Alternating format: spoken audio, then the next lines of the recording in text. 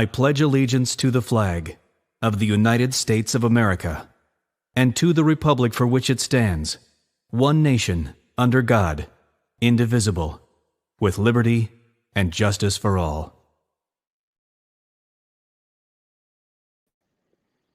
All righty then. Hello. Hello. Hey, we're back on the Sojo channel. Sojo's off punishment. Yes, we're live on both. So no matter where you go, you'll find us.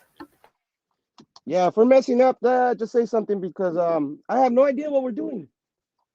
And I don't think she does either. We learn as we go. Hi, Jill. Welcome to our channel. Okay, I gotta get over there now. Jill. Uh-oh. Here comes the breeze. The breeze. I need to start playing that song. The breeze come through. I want to start playing that song John. when she comes in. Here comes the breeze. Whatever. Yeah. Hey, can you hear me? Yep, 5x5. Okay, I'm using the kid's headset, so seeing if it's working.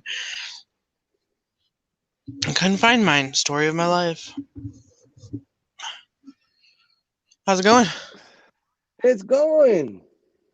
How you doing, Brady? Long time no see, stranger. Yeah, right. I haven't talked to you guys in forever. Feels like you're always roaming around everywhere else. You don't come and visit us no more. But then again, we're never on. So, how you doing, John? Good to see you, Mr. Bunny, Nikki, Jill. I posted the link in there, so if anybody wants to come up on panel and have a discussion, more than welcome. So I'm kind of intrigued about this Canada thing. I haven't been keeping up with it, and I'm pretty sure maybe you guys are a little bit more informed than I am. So I want to get informed. I want to get schooled right now. Fill me in. Come on, Breezy, you're everywhere. You should know something. Right.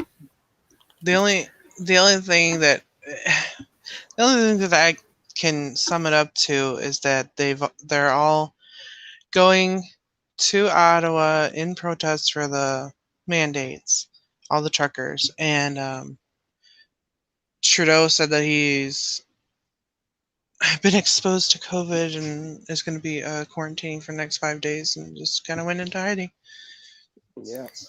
Yeah, I've been watching it. It's been a pretty big brigade. I mean, it's catching on big time. There's a massive convoy.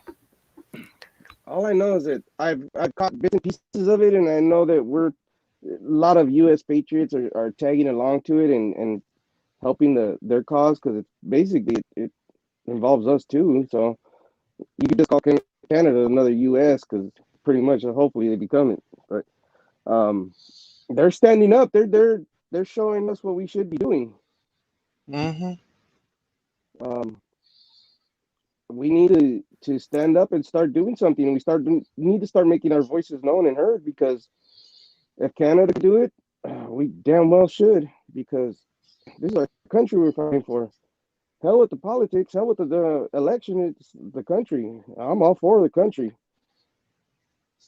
Right. Well, we are in charge, and I think that more and more people are figuring that out, or some have known it and they're stepping up. Yeah. So yeah, I caught bits and pieces of the brigade, and it's massive. It's massive. There's a lot of support going their way, and they're not showing it anywhere on the media. I think only Fox is the one showing it, and they're showing bits and pieces of it. Well, the part that disturbed me was, sorry, Breezy, but the part that deterred me was the fundraising that they were trying to do.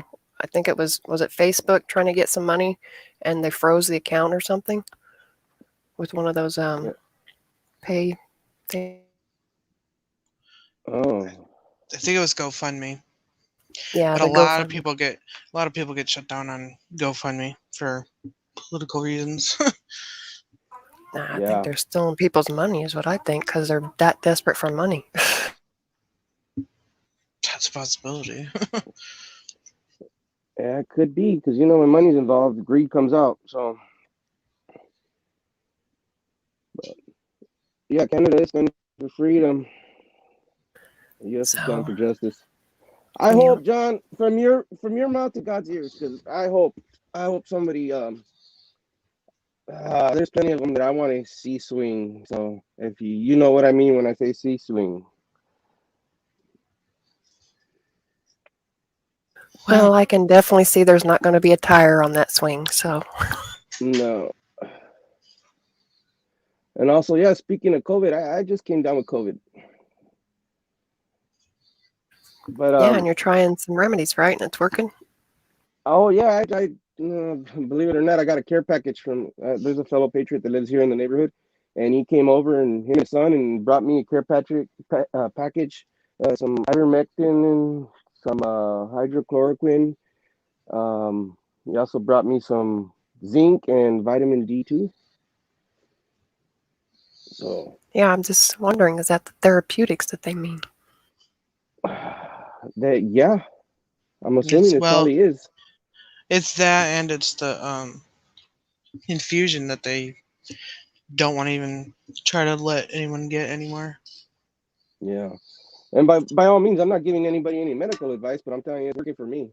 I was down and out earlier, and when he brought that, I took the hydrochloroquine and I took the ivermectin, and I'm pretty much feeling, I'd say about 60% better now. Did you lose your taste and smell? Yeah, yeah. I lost the smell and taste. No, I haven't lost taste, just the smell. I was going to say, if you ask the cupcakes, Yeah, I just killed one right now. That's how good I feel. he's telling me down to a whole box of cupcakes. That's like, you didn't save me one. No, it wasn't just one box of cupcakes. It was a box of cupcakes, a box of coffee cakes, a box of lemon meringue pies, some kind of thing, and some kind of a breakfast claws or something like that. There was like 4 boxes that I killed in like I don't know 3 days, 4 days. He has a major sweet tooth, major. That's my one weakness right there. I gotta have sweets. So what's up, Breezy? What you been up to besides running around YouTube everywhere? Not much. I had a house full of kids this weekend. That's about it. Yeah, we're Which it gonna. was busy. Yeah. Well, you always have a house full of kids. Yeah. I just got done delivering them back to where they belong, besides the ones I gotta keep. But Hey, you want to borrow my two for a while? I'll take them. They always can come back.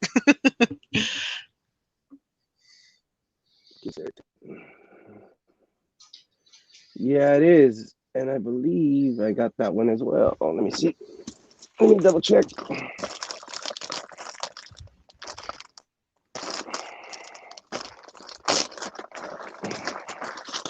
I'll turn on my camera quick. Is this the one you're talking about? Oh, there's my camera.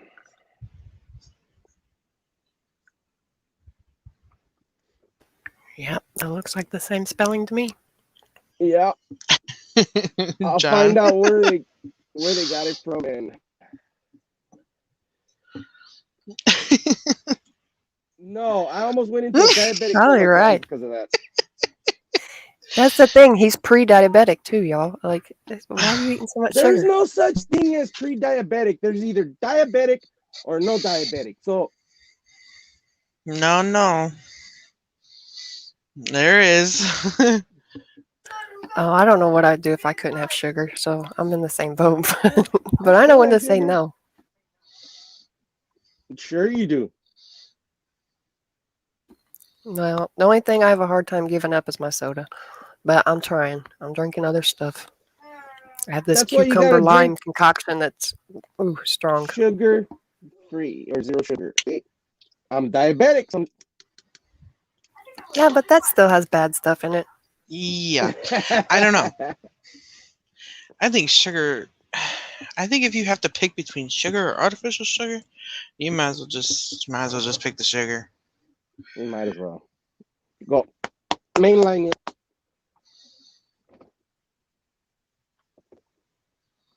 Anyways, Yeah. but yeah, Well. the quercetin, I'll find out it's Solaray. I believe that's where they got it from, or that's the actual manufacturer. Uh, So what's it called?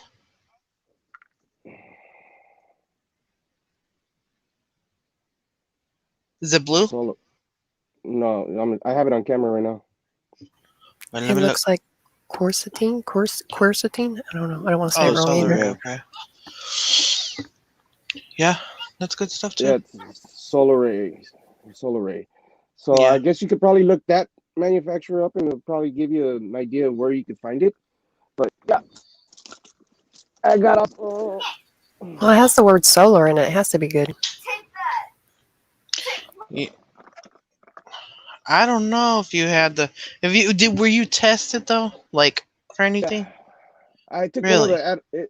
Well, they give the kids. They gave the kids because the whole house came down with it, and the kids at school, the school gave them tests. So, the little girl didn't come out. She came out negative. The two boys came out positive. My friend and her husband both came out positive, and then I was fine for like a week. And all of a sudden, I started feeling ill, and she goes, "Well, here's the test." So I took a test, and it came out positive COVID. Well, But I you just know, I, it's a I whole just wondered. That's a whole yeah. nother rabbit hole. But I just wondered if you were actually tested for it or not, because to me it just kind of sounded like you got a head cold. Because when I had what they say is the symptoms of COVID, I couldn't do nothing. Well, this will Couldn't be the second go out. time I've gotten it. Oh yeah, I remember you saying that. Yeah, it's the I don't second know. time I've gotten it, and both times it's been like this. I'm proud of my immune system, y'all. I hit every bathroom between here and Cali twice, and I'm good. So I'm sorry, y'all. I hope you do get better though. That's probably why though. You're exposed to everything. Mm. Well, yeah, like George Carlin says, touch them germs. Don't be afraid of them. Yeah, go play pick around. that Go roll in the dirt. pick that nose.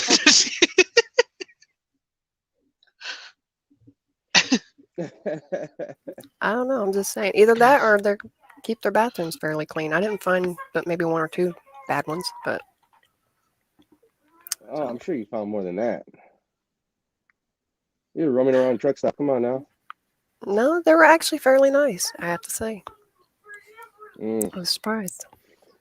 Well, It was almost like a we're gonna hotel have to hit a bathroom. bunch of trucks. Well, get used to it because we're gonna have to hit a lot of hotel bathrooms on the way to your area. You know, we're gonna be stopping. Yeah, if your bladder's as weak as mine, we'll be stopping a lot. Hey, I got a jug. I'm good. Honestly, you I got a better bottle. rig something up, Solo. Yeah, I can open the door and just, you know. I want the wee pee or whatever it is. What is it? Wee pee, pee wee. Wee I'm pee. just gonna go to the auto Wee store pee. and get one of them funnels. Right? Why not? Like, hell with it. But did you happen I to want to find come. one of those videos that? Go ahead. I was just gonna say I want to come so I can see this in action. That's Oh, weepy or whatever. you're gonna see Just her kidding. sticking her butt out the damn the bus doors. All you're gonna see is Listen, the butt hanging all out. you need is a porta potty, like you know the hospital one, and then all you gotta do is like bolt it down or screw it to the wall where it won't move, and you'll be set. I'll go get a toilet seat and put it on a Homer bucket. You know, Home Depot bucket. Here you go. There That'll it is. Yeah. work. I don't know how comfortable it'll be while the bus is shaking and rocking. You know, going down the road at 60 miles an hour. Gotta be innovative.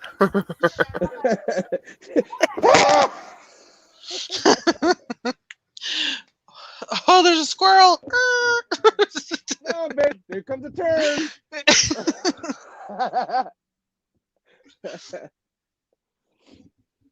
Oh, good Lord. So how's everybody been in chat? I haven't seen anybody in a while. We haven't been on in a while. And today I just happened to say, you know what? Let's go live. And by accident, I hit both channels and they both popped up. So I'm like, okay, I guess we're both on both channels. So let's see if we don't get them both taken down at once. Well, the ban was only for what, a week or two or whatever. Yeah, We're it's down 2 to weeks. one strike, so Yeah, that should fall off in strike. April.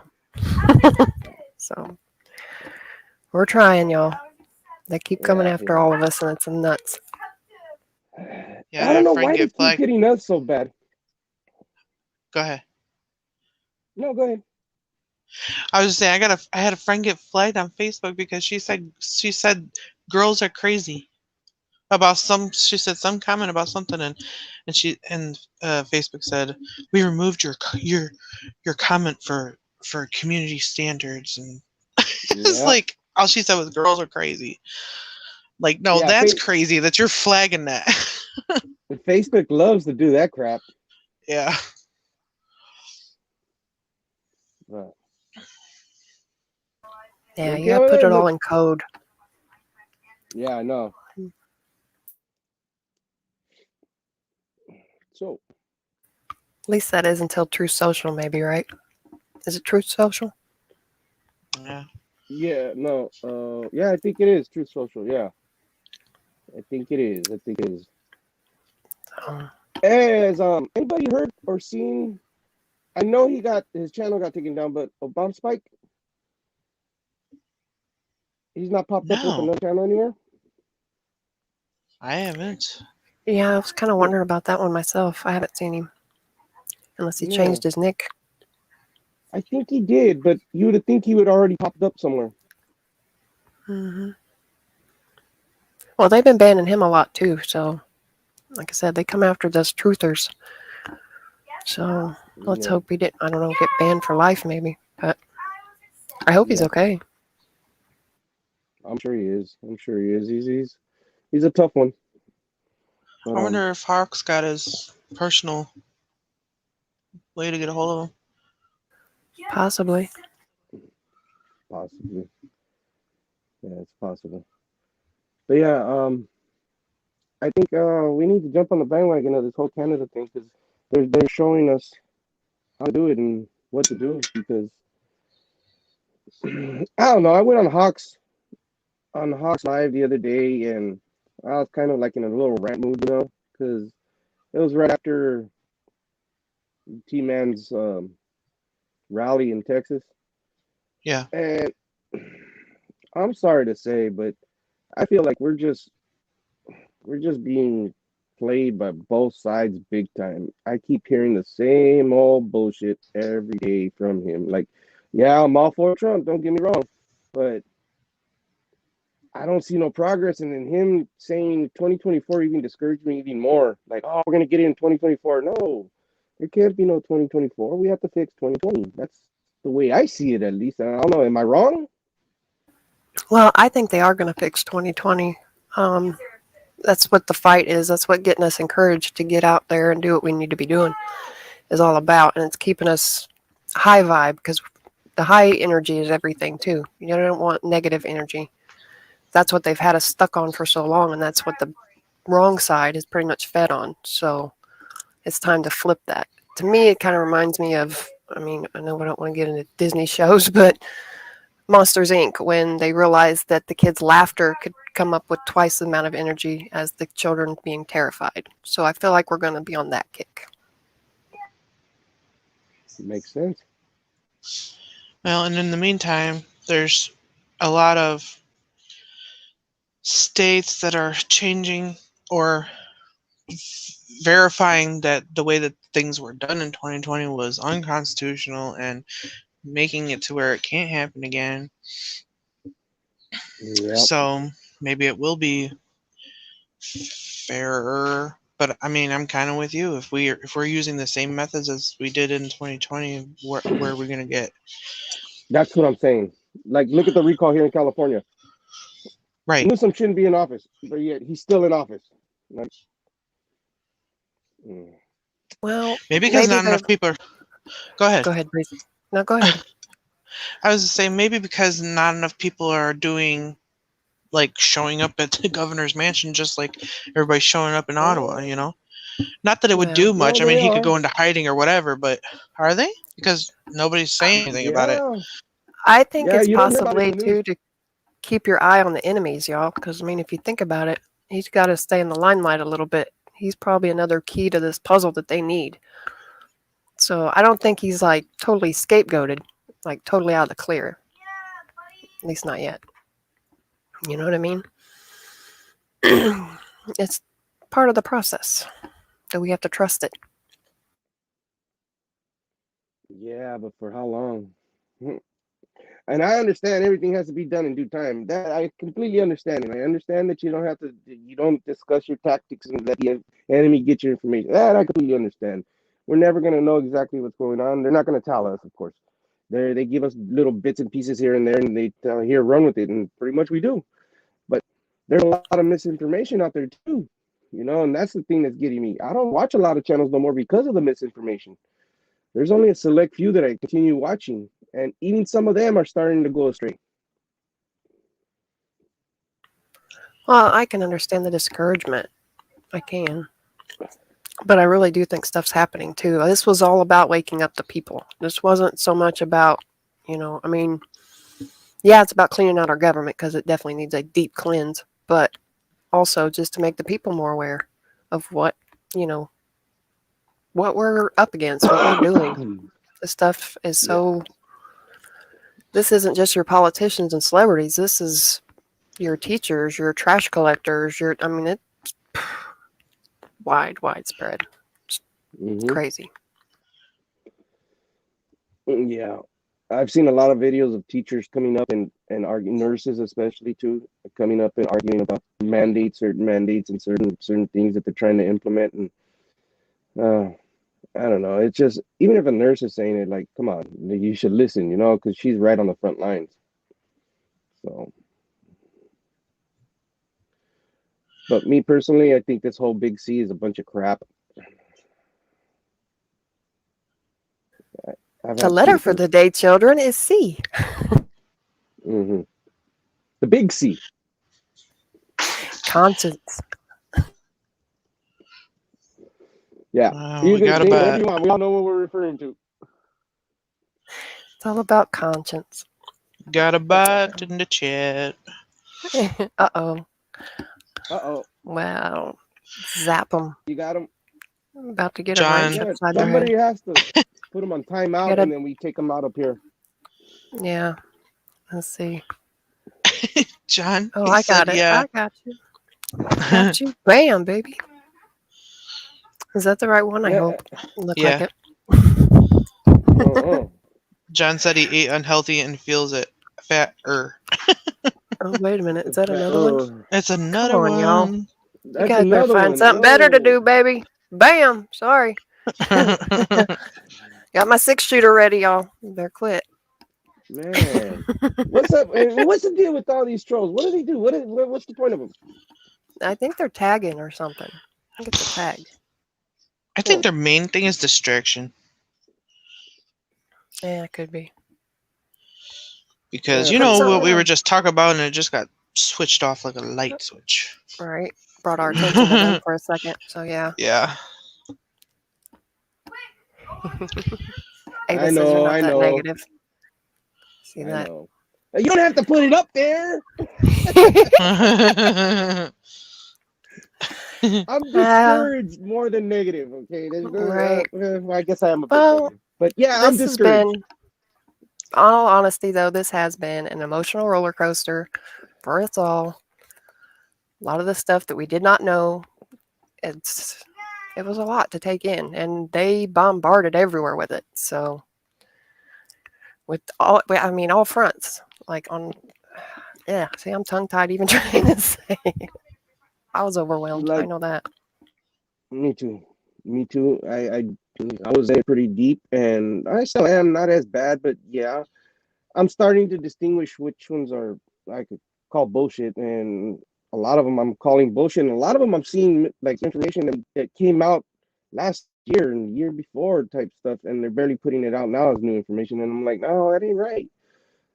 And you got to keep in mind they're also playing with time. Think about it like that. So Yeah, it may have came out a year ago, but or did it? That's all part of this whole. All they gotta do is change a date on something. I mean, That's true. That's true. But numbers is their game. yeah, like me, I haven't jumped on the keyboards in a long time. I don't even know if there's anything new out there, is there? I heard a knock. Come on in, John. How are you doing? Hey, John. Doing good. Now we can get this party started. I don't know about all that, but John, let's knock down both channels at once. John's your guy. yeah, and I feel Solo's, questioning, everything. And that's just like, all I do is research, really. And, there's so much that right now you're seeing exactly why we are where we are. Because all through time, even from the very beginning of this nation, and even before, really, there's been issues that come up, just like right now. And they've never resolved the issue. They just kept moving forward. And that issue just stayed and kept with us and built up to where we are now. Actually, our government is unconstitutional.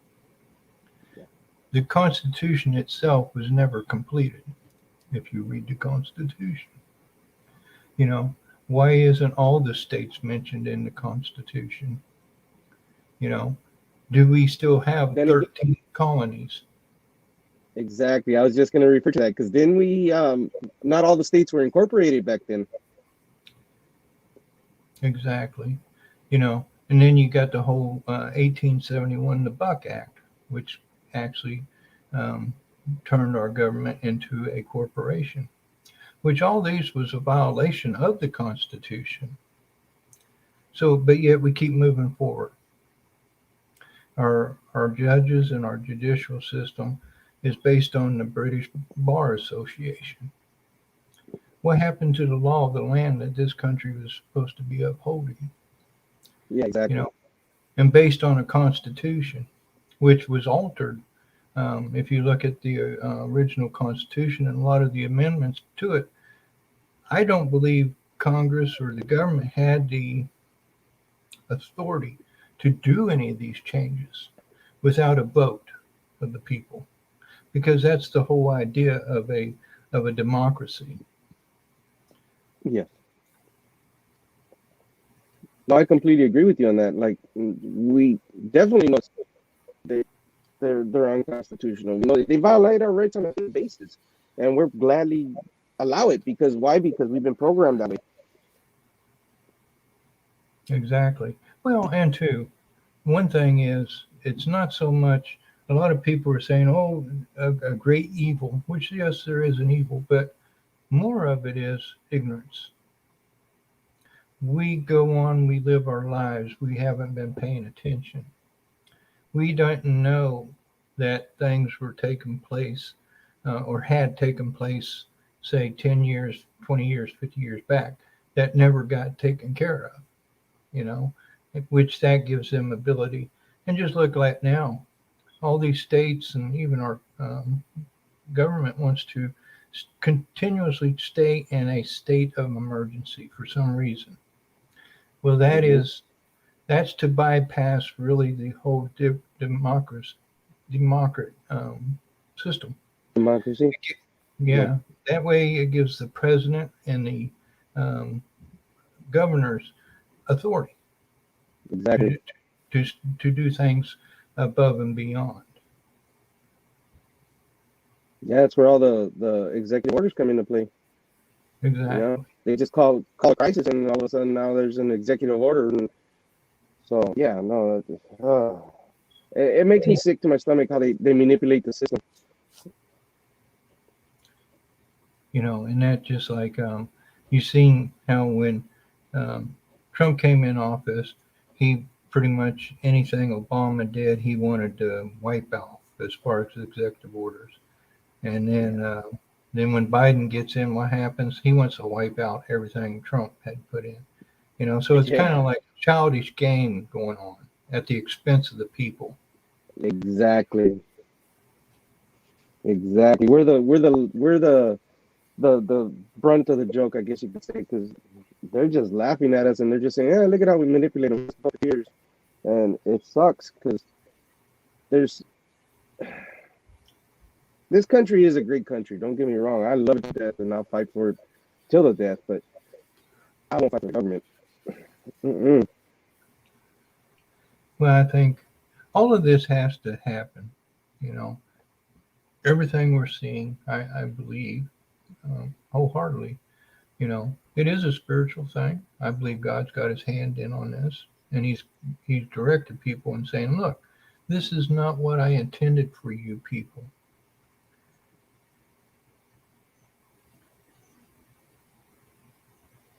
For sure.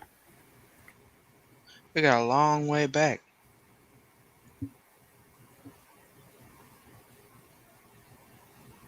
Well, I the think one it is thing getting there, I though. see for sure. Go ahead. Yeah, I was going to say the castle's crumbling. It's for surely crumbling. And I But don't think there's no amount of kings that's going to bring it back together. Go ahead. do you not think that the stuff that Trump was undoing was to benefit the people? I believe Trump was doing things to benefit people, yes. But at the same time, a lot of what we're seeing too, a lot of people are like, Trump, Trump, Trump, Trump isn't just Trump. Trump is a figure, just like even Biden. He's just a figure. It's what's behind these people, the corporations, the banking. This is what's driving these people. Um, so right now, I believe there's, and I think I left a comment or somewhere I did, where I believe the military has created an alliance, worldwide alliance, and that's the Space Force. And I believe these people have been given by, the nations the authority to come in and set this shit straight. And we need actors. We need people to put out there in front. And the whole goal is to educate. People need to see just how crooked and corrupt these people are. We have to feel it. We have to experience it. And I believe that's everything we're seeing right now. Because it just seems to me like it's so crazy. It's so staged. It's so fake. To where so there's something going on behind the scenes, and I believe God's got his hand in on this, and two, there's good people in this world. There was a clip. I'll put it in the private, and you can even show it. I don't think they'll pull you down for it, but that Janet Oswald, who did the Fall of the Cabal, she did a clip on. Where was it? I'd have to look. If you want to go ahead and just share screen, go ahead and share screen. Well, I'll put it in the private, and you can maybe scan it, but what she was saying was over there in I can't remember what country it was, but all the protests are peaceful, just like right now with Canada. I've not seen any outbreaks of violence or anything like that on any. I don't know what's on the mainstream. I haven't seen mainstream. But what she was showing was how these peaceful demonstrations were being conducted. But on the mainstream media, they were showing riots and the police were gassing the people. And she says, that is totally fake. None of that happened. None of that was real. Yeah, no, I agree because there's a lot of footage that they've been showing that they're associating with the riots or with the protests, not riots because that's the wrong word to use, but with the protests that I personally know is old information and old video from a couple of years ago when they were conducting like protests and everything out here. Like they're just mix them in, just kind of like what they did with all the migrants when they were coming up from from South America to Mexico. A lot of them, it was all staged. So it's same thing. It's just manipulation at its best, I guess.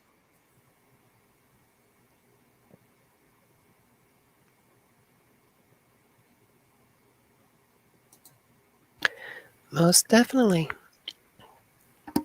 That's what I'm saying. It's like a team effort. So we got to keep that in mind too. It's not just one person. Yeah. And Trump, we all know it's a collective. Like Trump, it's not just Trump. Trump, of course, if he was a supreme leader, then yeah, of course, he'd be probably doing things a lot different than what they're doing now. But he has advisors and everything, and we know he was led astray on a lot of situations. So, because he was the new fish in the pond type thing, and I don't know how he did it. To tell you the truth, because that's a cutthroat place to be. Well, I hear he's got an IQ out of this world, so I think he's smarter than he lets on. Well, I'm sure. In that field, you do kind of have to play dumb if you're walking around a bunch of dummies, if you think about it. Yeah. I do that on a daily basis. No, just kidding. Well, you're in Cali too, but sorry, bad joke. Sorry for those in Cali. Oh, that was a low blow.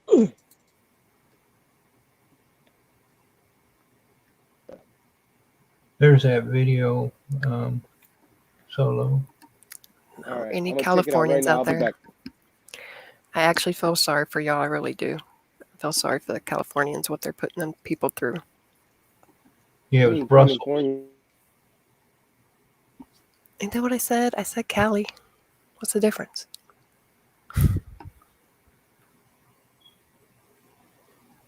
No, I think John was talking about that video. Yeah. Ah. Brussels. Well, no, he said, you mean Cali, and I go, California or something. I said, yeah, that's what I thought I said. Oh, John's in Brussels. Oh, It didn't come up in private, John. It came up as share screen, so I'm just gonna go ahead and share it. Yeah, I shared the screen. I couldn't find it in YouTube. I think I got it off of Odyssey. all right, let's see what There you this go. is, y'all. Today, January 23rd, 2022, there was a peaceful protest in Belgium, Brussels, against mandatory QR codes and vaccinations. It was a beautiful and peaceful protest. Yet, something was horribly wrong. This is what is shown by the mainstream media as I speak. Protests against COVID measures descended into chaos and violence in Brussels on Sunday, with some demonstrators attacking the building of the European Union External Action Service. Yet this is what the protesters experienced.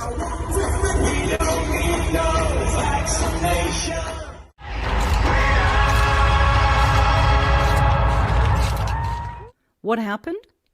Something that has made me furious, and I want the world to know. This message is for the police, the military, the mainstream media, and Antifa.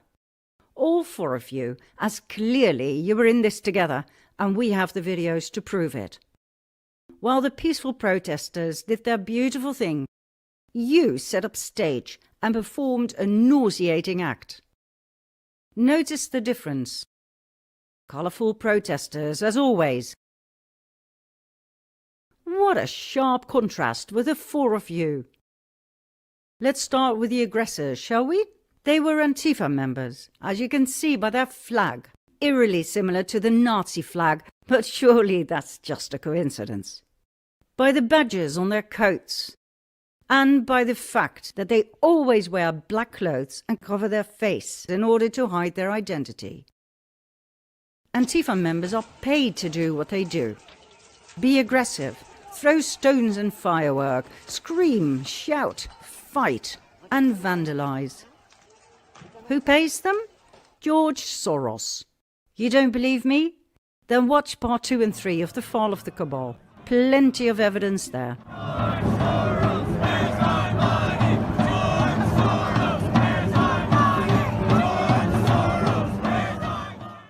Number 2, the mainstream media. How come you were positioned at precisely the right locations? running around right in front of the police.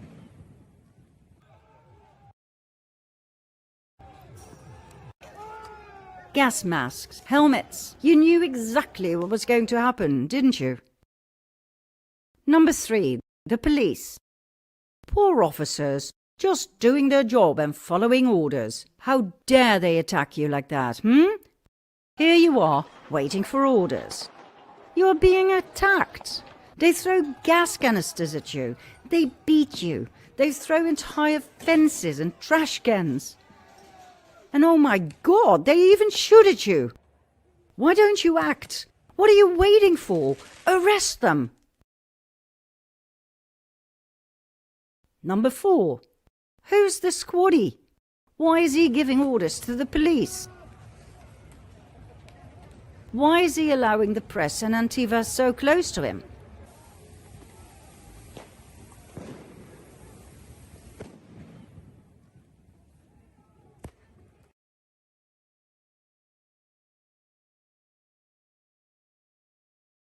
How come the aggressors, Antifa, are allowed to walk side by side with the police?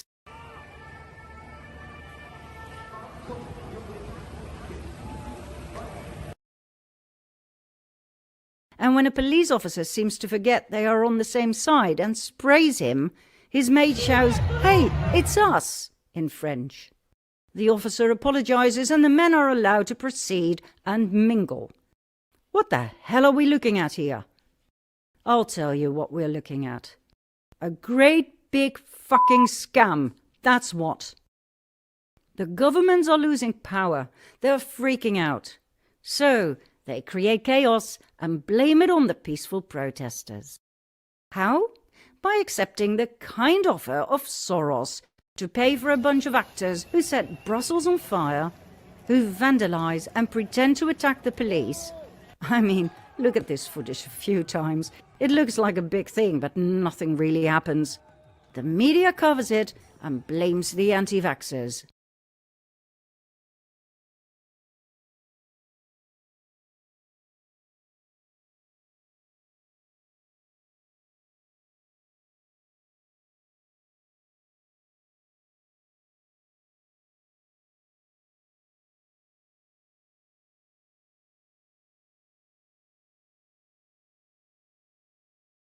And then, just for the fun of it, you beat the shit out of a peaceful protester. Or maybe he was just walking by and had nothing to do with it. But he most certainly was not one of your Antifa colleagues, now was he? C'est trop! Non mais ça c'est trop! Regarde! Regarde! Regarde! De maltraiter les mecs comme ça, c'est hallucinant!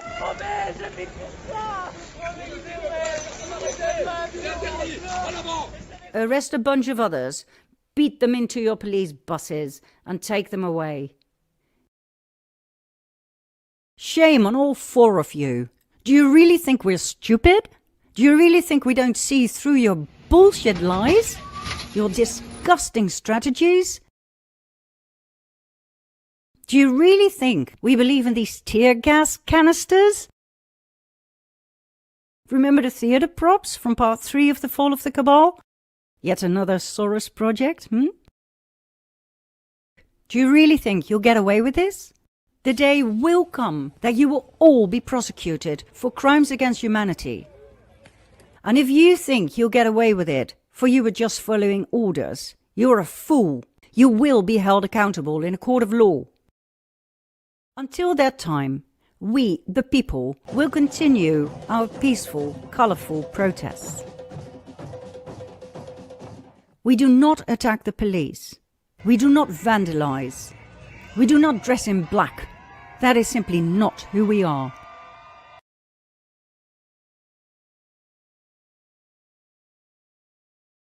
Oh, and for God's sake, stop calling us anti-vaxxers. Some of us are, yes, but most of us are simply not willing to take part in a medical experiment. For that's what it is. Period.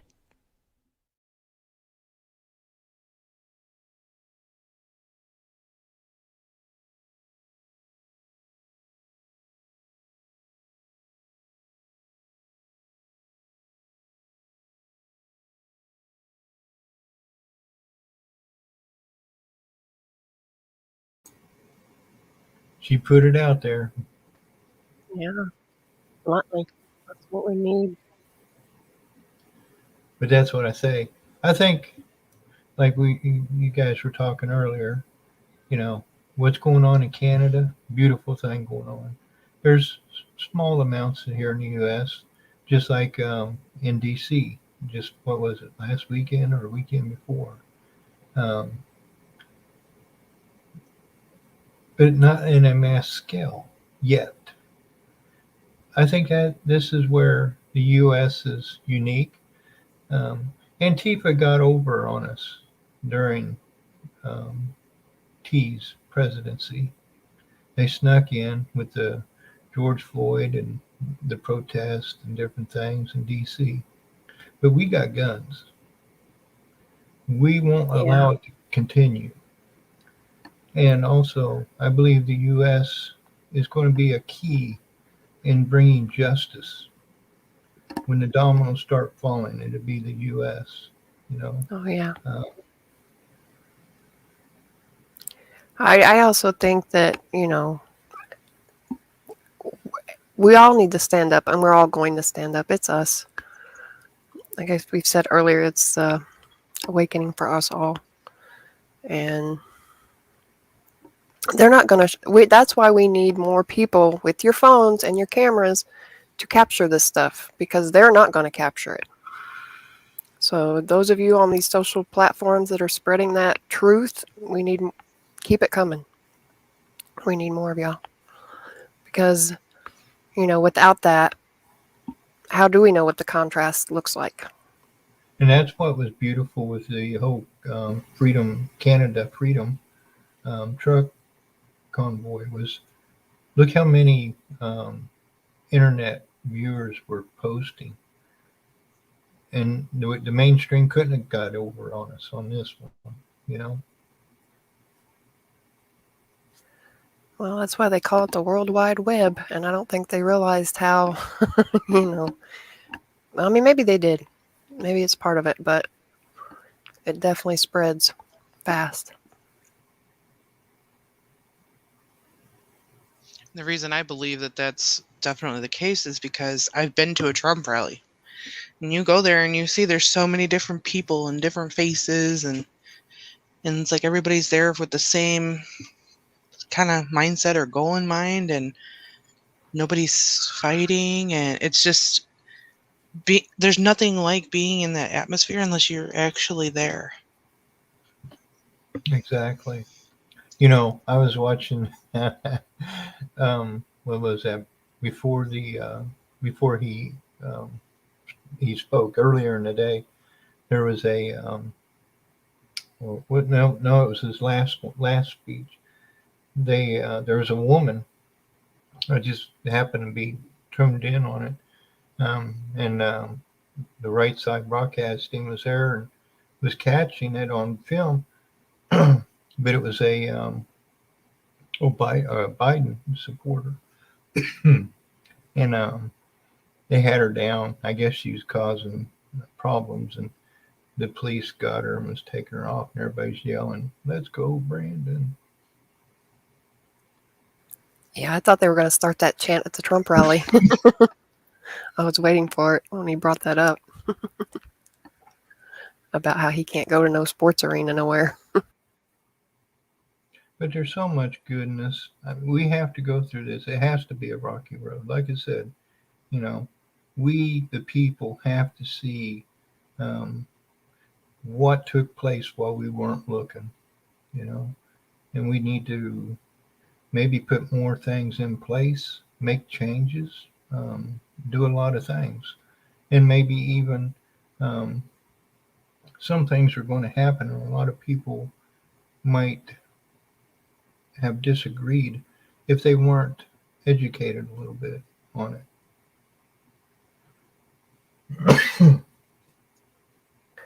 Well, do what you can to try to consume as much positivity as possible and trying to tune out the bad if you can. I mean, it's good to look at for reference, but don't let it consume you. Exactly. There's too much goodness going on right now, you know. don't believe the mainstream media, you know. And two, I believe God's got a awesome, brilliant plan in place, and maybe we're not supposed to understand it, you know, because you know, when you stop to look at it, what's going on is actually massive. They want, you know, we'd like to think only a few high people are in on this, but it's actually quite a few high people as far as wealth and um, oh, I don't want to say influence, you know, these people, but it trickles down. And there's several people, and a lot of them are just doing their jobs or doing what they were paid to do. Some of them don't have no idea they're a part of some, even us, you know, you and me, we're all part of this, you know. We were buying that China junk. We were going along with our lives and not paying attention to different things like that. So we're all part of this, you know, in some way.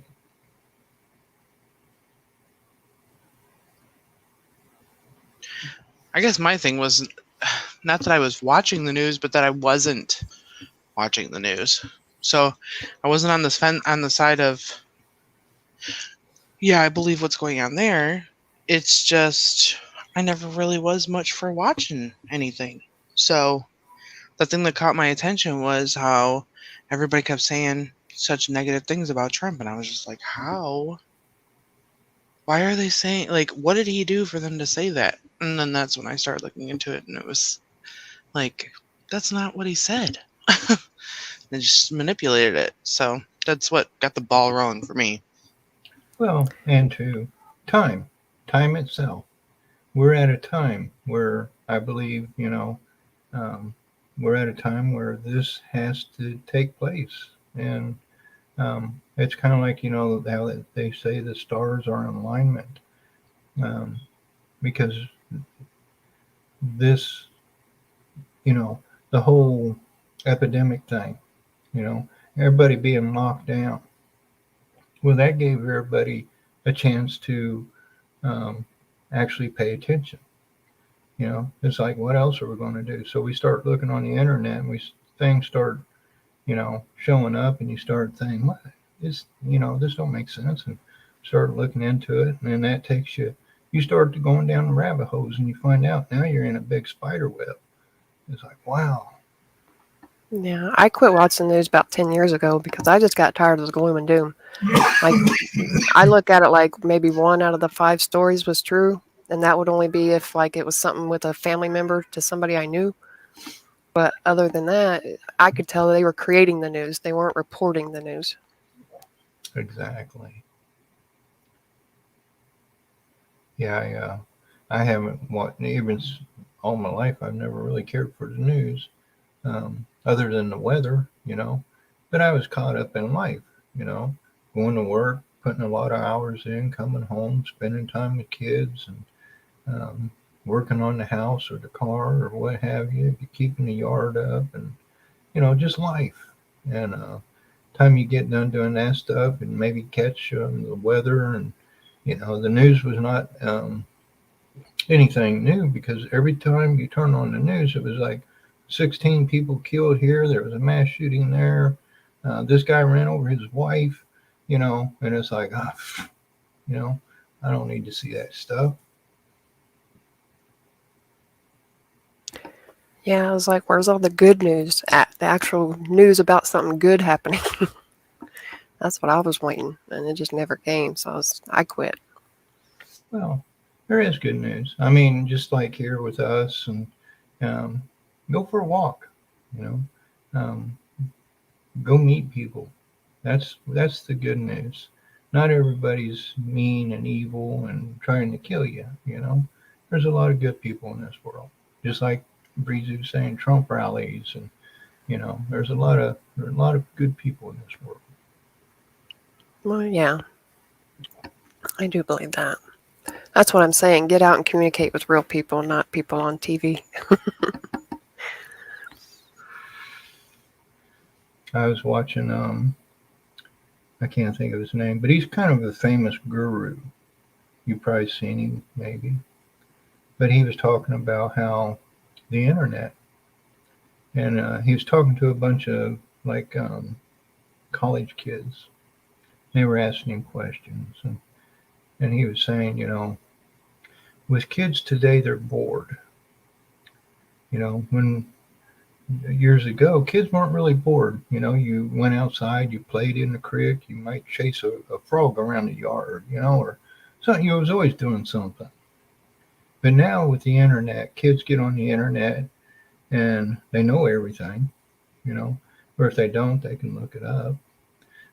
They might have had 6 relationships and 8 heartbreaks and all these other things before they're even 16 years old.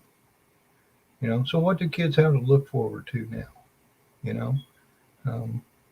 The world is already a bad place. There's so much negativity. And 2, the way the world is actually in the system we live in, the economics and everything like that, they're watching their parents both have to work and struggle just to keep a roof over their heads and food on the table and a few things. And then also there's the whole concept that you have to work all your life. What incentive is there? Even for us, really, what incentive is there? When we know we can, as human beings, we could put in place a better system. The system in place now is designed for a few people to profit off the backs of the many. Yeah, we need to build our communities back up. That's the thing, is a lot of this mainstream stuff has made parents overprotective, some of us. Like, I remember every neighborhood around here was all the neighbors looked out after each other. If you got in trouble, your parents knew it before you got home. So, and it's not been like that in a while. Yeah, Jill. So, It was Sadhguru. yeah. So that's what I'm saying. We need to look out for our neighbors again. I know a few of our neighbors has calmed down a lot. Just used to be able to be welcome to the neighborhood by, somebody making a lasagna or a pie or something. Some people get welcome to the neighborhood, they get broken into. It's like, what happened to society to make us act that way? It was all that negativity. I can remember the front porches used to be like the gossip place. You could just, and it didn't matter even if you didn't know the people, you see them on their front porch, go over and you just sit down, just, kind of catch up on, what's going on around the block, or just laugh and have a good time with each other. And, somebody walking down the road, it's like, hey, you need a ride? I'm headed here. Where are you going? No big deal. Churches and pitch-in dinners and all this other good things in life. What makes us, I believe, human. But we've gotten away from it. But maybe everything that's happening now, maybe it's to get us to question, where do we want to go? And to figure out where we come from. What were we designed to be? I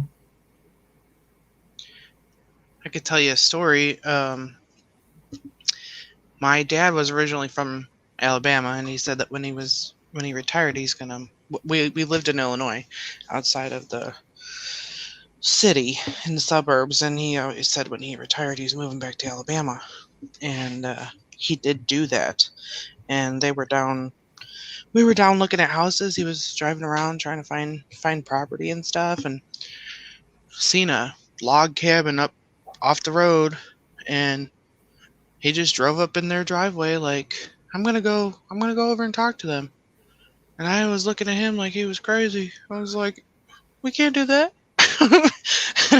And but we went up there and started talking to them, and they just invited us in and gave us a tour of their house. We didn't know them from nowhere. And it's situations like that where it's like, I was kind of off. Like, I was like, are they're not going to think that's weird? So I think it's kind of the environment that people have been in. Like, I get this idea, like, you can't talk to people. Everybody's, it's, people got to get the love back, is what it is, I think. Yeah, well, it's severe trust issues when you've been lied to for so long. What's the truth now? And we're figuring it out. But sometimes you have to know what a lie is to know what the truth is. They have to go hand in hand, unfortunately.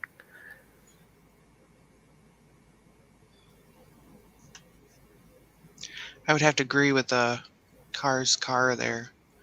Said masks are used to silence the voices, distancing to stay out of touch. I mean, that's really what it is, because you used to go to the doctor and sit next to somebody and be like, how long you been waiting? Well, I've been waiting 2 hours, just cutting up, and now everybody sits there with a mask on. Nobody wants to talk to each other. So it's definitely doing what they want it to do, but we can overcome it. Yeah, well, you lose eye contact from people. You ever try to look at somebody and then they look for a quick second and they look away and you're like, you used to be able to look at people and smile and wave something. Ignite a conversation. Some people don't look like they want to conversate much no more. Everything is like a double-sided sword, we can use it for goodness or we can use it for evil. Even this internet, you can use it to deal drugs and traffic porn and all this other stuff, or you can use it to create communities and come together and fellowship, discuss things, the politics, religion, different things. We can do good things with this technology. Right now, they've got the whole censorship thing, but even TV. I can remember TV, they wouldn't show nudity, they wouldn't show certain things. That's a form of censorship. And then now it's everywhere. Right. And two, everybody wants to cry freedom and our freedom of speech and these things like that. But at the same time, when you say 100%, that's like freedom of religion. Well, okay, if you have the right to have God as your religion, then you're saying it's okay for someone else to have the devil as their religion. Or is it just you need to censor that, And these are things I think they're trying to point out to us as far as censorship and stuff. When it comes to politics, we need to see both sides. And even that's just like, we know the news and the media and all these magazines and stuff like that pretty much have a way of controlling information. That's like these political candidates and stuff like that. What do we even really know about any of them? If they're backed by these multi-million billionaires, they could take the devil himself and make him look like a saint, and we know no different, so really with that, how do we know who it is we're putting in government? And one of my phrases I always use is, we're not very intelligent when we pick people that we don't know to control and to make decisions for us. I think that's kind of ludicrous when it's like, well, if we can secure and know the way things are, like paper ballots, some way where the people can have more input on things. Like if they're going to make a major decision, the people should be able to make that decision. Even like right now with Ukraine and Russia. Why are we allowing these people to make a decision that might throw us and our young men and children into a war? This should be voted on. This should be a people's matter. You know,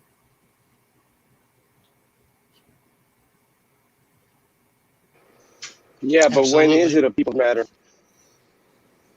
Go ahead, Breezy. I was just agreeing. That's when did we say and sign up and say, yeah, we want to do that? Well, the government is supposed to protect us. That was supposed to be their job. However, you But can't go out there just starting stuff. they're supposed to protect the country. We're supposed to protect each other. exactly. And with That's freedom what comes militia's for. responsibility. You know, and that's something too. You know, we have a drug problem. Why aren't people going down to the corner and running these drug addicts off, or not drug addicts, but the drug dealers off, reporting these drug dealers? You know, but at the same time, um, if our court systems are crooked, that's not getting us nowhere. You know, we the people need to clean up our society. You know, we should, you know, and that's why I say I think this is what America's responsibility or purpose is going to be in all this, is to bring justice back, maybe to clean out the courts and clean up the streets and spread that across the world. You know, speaking of that, cleaning up the courts, I know a guy that got locked up for a year for jaywalking. I know another guy that got 25 years in prison for stealing a tall can of Budweiser. Why? Because they were three strikers when they had the three strike law going. Like, that's insane. Jaywalking a whole year. Exactly. That's not a crime. But it's the revenue collectors. You know, they need their revenue. They need their bodies. They need their cattle. That's what it is. That's all it is. And you remember where over in where was that, Ukraine maybe, where there was that drone strike that took out that van of civilians, and that general stood up there and he said, "This is my fault. The intel was bad. You know, this is my fault." What's he getting? You know, I don't hear nothing. You know, did he get some stripes taken away? You know, he Probably just, a desk job for like a month. yeah, you know, he just murdered. I think there's like 6 or 8 people in that van. You know, nothing. Well, that nothing. happened out here in California too. Not the drone per se, but the CD or CBD or whatever, the border patrol was chasing a van of migrants, and the van ran from them, and they were packed in there like 20 people deep. And this was early 90s when it happened, and they lost control, wrecked, and killed almost everybody in the van, all because they were chasing them for just to check status. Like, that doesn't make sense to me. And nothing happened to them officers. Exactly. You know, the law is not above the law.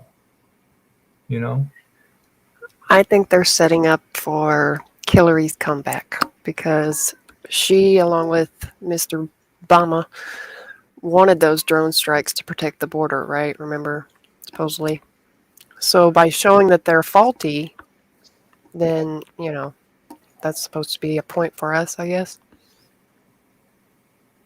exactly. And Ava just made a great point. You know, they've even, our Supreme Court and our government has made it to where you don't even have to be a person now to file charges. You just like you can see in the Supreme Court, John Dunning versus the United States of America. It's like, what the fuck? Who is the United States of America? You know, there's a little guy in the Uncle Sam costume come walking out and saying, "Okay, I'm Mr. America," you know, so and so against Eli Lilly, and these companies or corporations have rights the same as a human being. No, they have more rights than a human being. Well, They have the money. Yeah, no, it's ridiculous because you could go in front of it's like, let's say you get something, you get in trouble in California, and it's so and so or the state of California against so and so, and it's like, well, state of California, I don't remember taking a vote on that because I'm part of the state of California. Like, you know, you kind of understand. Like, don't you need like the victims, or how is the state a victim now? Oh, I mean, and it goes way back. I mean, this goes back into like the Treaty of Verona, Magna Carta, all these different things that the governments were doing at the time. That's just like, Schwab, where he made that comment. You will own nothing and like it.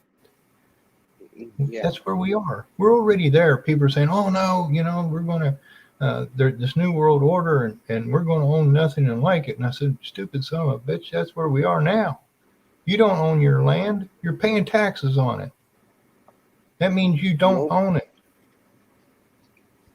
You could have your land could be in your family for a couple hundred years, maybe years since the conception of the United States. You can own your family own that land. You don't pay taxes on it a couple years, you lose that land. Like, I have a buddy over here that has 800 acres, and it's been 3-4 generations on that land, and his family owned it. Well, now the father's he's elderly, he's getting ready to leave us. Well, now the son's gonna probably take it over, and we know damn well the son's not gonna be able to maintain it. So what's gonna happen? Now the son, just because he wasn't able to maintain it, is the whole family's gonna lose their land, the 800 acres? Like, come on, that doesn't make sense. Like, you purchase a property, you should be able to do whatever you want on the property, not get taxed every year. And if you don't pay taxes, well, then you can't do that. You lose your property. Like, to me, that's outrageous. Well, it got real petty. There was a guy who lost his house because he wouldn't want to pay for a sewer and electricity. He was, yeah, I don't know if anybody's seen that I've or not, seen but I that. was like, really? I'm like, he was using his own stuff to fertilize his land. I mean, he was taking care of upkeeping his house and everything, but all because he wouldn't get electricity or sewer. Pay utilities, basically. And how can you kick somebody out of their home for that? No, get this. And they even let him use his front porch for like 2 years. And then he had to sleep on his front porch. And then the city said, oh, I don't want you there no more. So we're going to do something with your land. And so they kicked him off his front porch. I'm like, what the fuck is going on? Are we in the fucking Twilight Zone? Right. Well, but at the same time, that's what I say. This is necessary. This wake-up call is necessary. If we kept going, we were doomed. I believe through divine intervention, God knows this. I believe God had to allow it. We're the ones that walked away, and now we're seeing the consequences of that. God gave us everything freely. The Bible even tells you that, God created Adam and Eve, so and so and so and so, and we were given this to take care of, as servants to God. This is our for us, given freely. All we got to do is take care of it. And not only is it ours, we are a part of it. If our environment and ecosystem fails, we fail. We're all going to die, And we've been allowing these so-called brilliant experts take care of everything to where they're destroying everything. And, in the sake of economy, look how much crap we're producing that we don't need, just so they can say, well, we created 20 billion jobs this year. It's like, what? Making 20 billion teddy bears that nobody fucking wants, and they're filling the landfill, and they're out there floating in the ocean, and, Well, that's why I think 2020 was actually it was actually an eye-opener for us all to figure out what's really important. A lot of this materialistic crap you don't need. It's time to clean up and realize what's more important, what is bare essential and what is not. That's what kills me about. I still got friends that are so materialistic it makes my stomach turn. Amen. To chase some name brands and things, and it's like, I love y'all, right? I love y'all. Y'all my friends, but man, if the world was in tomorrow and you guys were trapped in the middle of the woods, you'd probably starve there. Seriously, like, you got to have some survival instincts. And so yeah, what's more Well, important, Go ahead. that's my whole plan too. Like, is the community. That's what we need. That's what we need right now. Just like John was talking about neighbors and how you guys were discussing the neighbors. That's when I came in. I kind of caught the tail end of that conversation. Do you honestly? How many people here know their neighbors? Like, really know your neighbors? Like, actually, where you could go over there and borrow milk or something from them. No, I most do. people look at you all crazy if you try and go borrow sugar. I do too. I was gonna say I know maybe one or two, but overall, yeah, that's kind Yeah. of scary. Only one or two. Same here. I only know maybe one or two, and I don't even know them all that great. I just know them because we talk across the fence. Well, I mean, if Well, it's that so- scenario where it's borrowing a cup of milk or sugar, yeah. But hunkering down, I don't know. They might look at like crazy. I'd be one of those where my door was open to everybody, but going to go somewhere else, you don't know if you're going to be welcome that way or not. That's like when I had a place with a big garage, and I was always working on stuff for my neighbors and stuff like that. And people would just stop in and say, "Hey, you think you can take a look at my truck?" And I'd be like, "Well, yeah." They thought I was doing it for a living. And it was like, no, I just do this to help people out, And I just I'm charge the same way. charge them for the parts. It's like, well, you need this part, and And I remember this one guy. He had a company. He was a plumber, and he said he took his van up and had them look at it at one of these like Tire America or someplace like that. He said they wanted to charge him $1,500 to fix the brakes. And I said, well, I'll take a look at it. I was actually changing the plugs in it, I think is what I was doing, because it had a little miss. I said, all right, I'll look at it. So I got to looking at it, changed plugs, jacked it up, pulled the back rims off or hub off, brand new. I mean, there wasn't even any brake dust in there, just brand new brakes. I'm like, what the hell? Stuck it all back together and checked the front, same thing. And so I just got inside and I started pumping it. Then I checked the brake fluid and it was losing fluid, but I couldn't see where it was coming out, dripping. So I just kept pouring it in and pumping, pour it in, pump, pour it in, pump. Finally, I got to drip. You'll find it eventually. And it was up in the cross member, the brake line ran into a little lip in there. Well, there was a piece of rock that got in between the brake line and the frame, and it wore a little hole in it. I cut that out. I think it was $8. And they wanted to charge him $1,500 to fix that. Yeah. I completely understand it, because I always tell everybody I'm like one of the last honest mechanics there is, because I'm a mechanic. It's hard to say how I am, because I don't thrive money. You need money to survive, of course, but I don't thrive on money. I'm not one that's out there trying to hustle to get that next dollar. No, I go out there and I hustle because I'm trying to help people. I'm trying to help people. And yeah, I struggle every once in a while with myself, but so I tell everybody, I go, yeah, I'm one of the last honest mechanics, and I'll tell them the truth, like, hey, this is going on. They'll tell me something like, for instance, like you said, a $1,500 job. They'll tell me, oh yeah, they said it's this hard. And I'll know exactly what they're talking about. I'll tell them, no. They're just trying to hustle you and take your money. You really can't trust a shop, because a shop's there because it needs repetitive customers. It's a brick and mortar shop. It needs that income. So, of course, there's a lot of places that are real shady, and they'll fix one thing, but then they'll loosen something else up so you come back later on down the line. Yeah, I actually found that one out the hard way with one of my vehicles. I was mad. It seemed like I was taking it back in there a dozen times. Yeah. The last time I went in there, I took a guy friend of mine just so they couldn't pull one over on me, and it worked. But still, I won't suggest them to anybody. Never. Yeah, my new car, I took it in to have the oil changed. It's under warranty, and they had it in there, and they bring me this air filter, the cabin air filter, and it had a little dust on it, a bug. Said, you want us to replace this? I said, well, how much is that? And he was like, $20. I said, yeah, go ahead. He goes, well, while you're in there, we're running a special on decontaminating. And I go, well, how much is that? And he was like, $130. And all they're going to do is spray Lysol in there. That's all they're going to do. Exactly. I said, no, just put the filter in it. We'll be good. Are they going to steam clean it with the steamer? Because of the whole Let me bee guess. thing, you know. Another troll. Yeah, let me guess. Did this place, big chain, start with the J? The name? What's that? Did the name of this big chain place start with a J? No.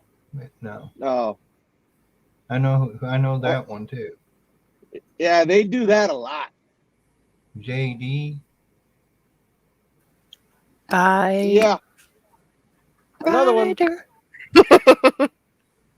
Yeah, they used to get my friend a lot. I used to frequent a Waffle House, and one of the waitresses up there got a card through them. And yeah, it had all kinds of problems. She goes, I'll never suggest going to that place. It was affordable, but there's a reason for that. The moral of the story is, at least in my point of view, and the way I'm thinking we're going, is that we all need to come together as one collective and help each other instead of trying to pull the next man down. Right. If everybody helped out their neighbor and helped them out, and it's just simple, maybe giving somebody a ride, or taking somebody to work, maybe their car got a flat or they got broken down, just give them a ride instead of them struggling with the bus. And it's the golden rule, it will come back. It will come back. And you're not doing it, of course, because of that, but just think of how much of a better place we would be if we weren't trying to backstab each other and take each other's wallets. Like, come on, like, that's insane. Anybody needs anything from me, they can come and ask me, and I'll give them the shirt off my back. Right. But don't try and take it from me. That's a different story. Exactly. I got my car broken into once, and I knew who did it. And that's the messed up part. And they come bringing me my wallet back. They were ballsy. But I used to leave my wallet in my car because, I wasn't very big on carrying my purse. So I figured this way I've always got my license on me. I don't really have cash, but the little cash I had in there that they knew about, because they're the ones that give it to me because I give them a ride. Like, if they could have just came to me and said, hey, can I borrow X amount of dollars or whatever, I could have given it back to them. Right. Like, why put me through all that hassle of calling the police and reporting everything and freezing my cards and doing all this stuff when you could have just come and asked me for it? Exactly. It's like when I have a friend come over to my house, I have a lot of tools and stuff, and I'll tell him right out the gate, I tell him, I'm inviting you to my private area, and you're going to see what I have, but don't steal from me. Like, if there's anything you need, just ask. More than likely, I'll probably give it to you, but just don't steal, because it's happened to me several times where I put my trust in people, and I just end up getting screwed. Fuck in the ass. What I'm going to do is I'm going to get a tattoo on the back with a knife stuck in my back, because I've been backstabbed so many times because of people that I trusted that it's insane. People are everybody's lost, well, not everybody, but most people have lost their morals. Well, that's what I always found was the bummer part, because it's usually somebody you know. It's not a stranger. No. I would say probably 8-9 times out of 10, it's somebody you know. Exactly. I think it helps sad. sharing. The sad part is, I was just saying, I think it helps sharing the stories of when people do good, because there's so much negative out there that it kind of gives people a glimmer of hope that also they could have the same encounter as well. Well, yeah. You do good comes back. Of course, you're not doing it because of that. You're doing it. I do it because of the kindness of my heart. I don't care if I'm struggling. I'll give somebody my last dollar if they need it more than I do. I don't have a problem with that, because I know tomorrow it'll come to me some way, one way or another. I'll figure it out. Yeah, because it's not going to change my mentality on people. I mean, just because I had a few bad run-ins doesn't mean I'm going to hate all people. I'm still going to give people benefit of the doubt. but a lot of it too, just the way our society has become. There should be no reason why anybody's hungry or sleeping on the streets or anything. Everybody's too busy pointing the fingers. Well, the churches should be doing this, and the government should be doing this, and you know, and it's like still nothing's being done. People are still sleeping on the streets and going hungry, you know, and that's the same thing with everything. Really, when you stop to look at it, you know, we're people, we're human beings, you know. Um, I think it's time that we come together as a people and see the errors of our ways, you know. And some things I think this is what they're waiting for. This is what everything is on hold, you know. I say they, but maybe it's not even they. It's what mankind is on hold right now. For people to become more knowledgeable of what's going on around us and everything, and then we come together in conversation and not argument and name calling and, you know, oh, I told you so. Everybody's kind of looking for, oh, that day I told you so. I don't think that's what we need. I think it needs to be a day where it's like, let's discuss this, you know, let's figure it out, you know. I think that's what society is boiling to, you know. Well, there's more and more people coming out, you know, spreading the word of, you know, hey, this is what the law book really says, or just, you know, whatever. Some people don't even understand their basic laws and rights. And that's what we need to be teaching and learning, because, you know, I've seen one that was silly, like it's illegal to have an ice cream cone in your back pocket. I'm like, that's really a law? I really thought that was a crappy law, but I'm like, Oh no, it really is a law. there's one where you can't kiss in public. And I'm just like, you guys got some silly stuff on the dockets. Like, there's more important issues, I would think. It's like a lot of these warning labels. Like, what made you put that warning label on there? Somebody had to have done it or tried it. There's 46,000 laws and regulations, and that's the last. They don't even know for sure if that's even accurate, because there's so many. They can't give you you know, but to the best of their knowledge, that's what they said. And it's like, you know, like you said, Solo, you know, somebody in jail for a year for jaywalking, you know. Yeah. They could put me in I jail couldn't believe that. for chewing a piece of bubble gum wrong. Because look how many, you know, that many laws and the language and everything like that.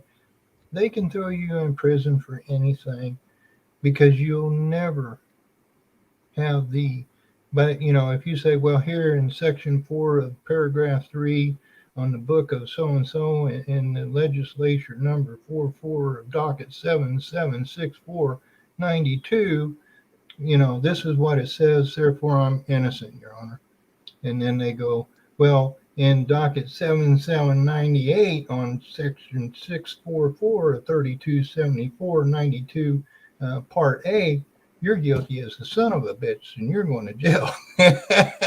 Well, you know what a lot of it has to do too? That certain words, the meaning has changed over time.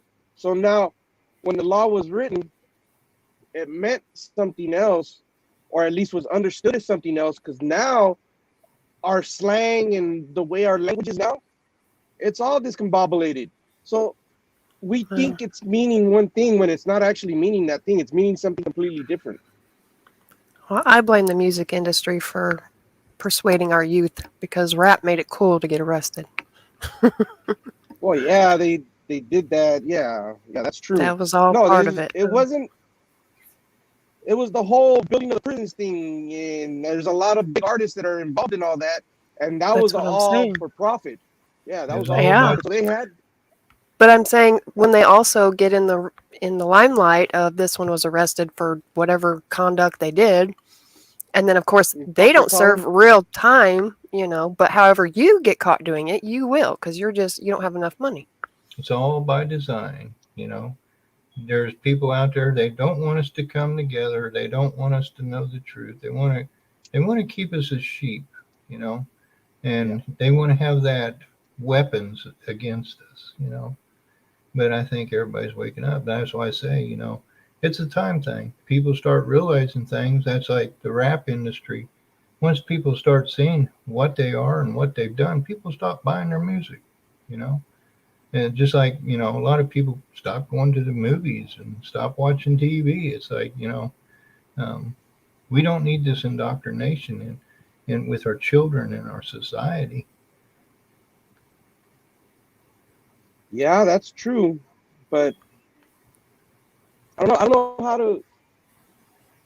I tried keeping my kids off that whole, I guess, theology of whatever it is right now that's going on in the music industry and TV and all that. I tried to keep them away from it, but I can't be there 24/7, and it just kind of like the floodgates opened, and now it's like totally consume them again. You know, like I don't know how we would control that except for taking it all completely down, like exposing it, of course, but will they really believe it? I think talking to the children would help a lot, tremendously. Explain Oh, I things talk to to them a lot.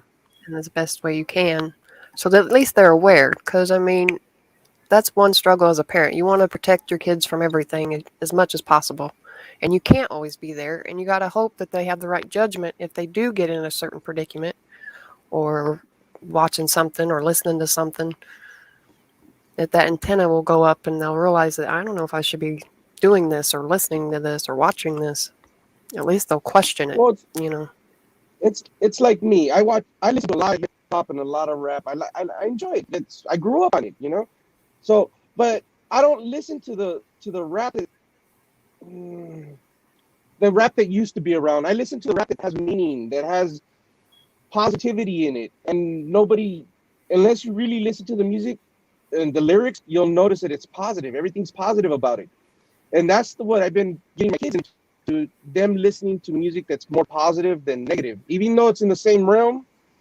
It's just more positivity. It's not disrespecting females. It's not making it cool, glamorizing crime and all that. No, it's positivity, move forward, you know, stuff like that. Exactly. Well, that's the same in any genre, whether Yeah. it be rap, country, rock. You know, that's like God, We Need You Now. I love that song. Yeah. That's kind of Oh a yeah. rap, you know, based. Yeah, it is. Yeah, that's a really good song actually. He says a lot in that song. And there's a couple.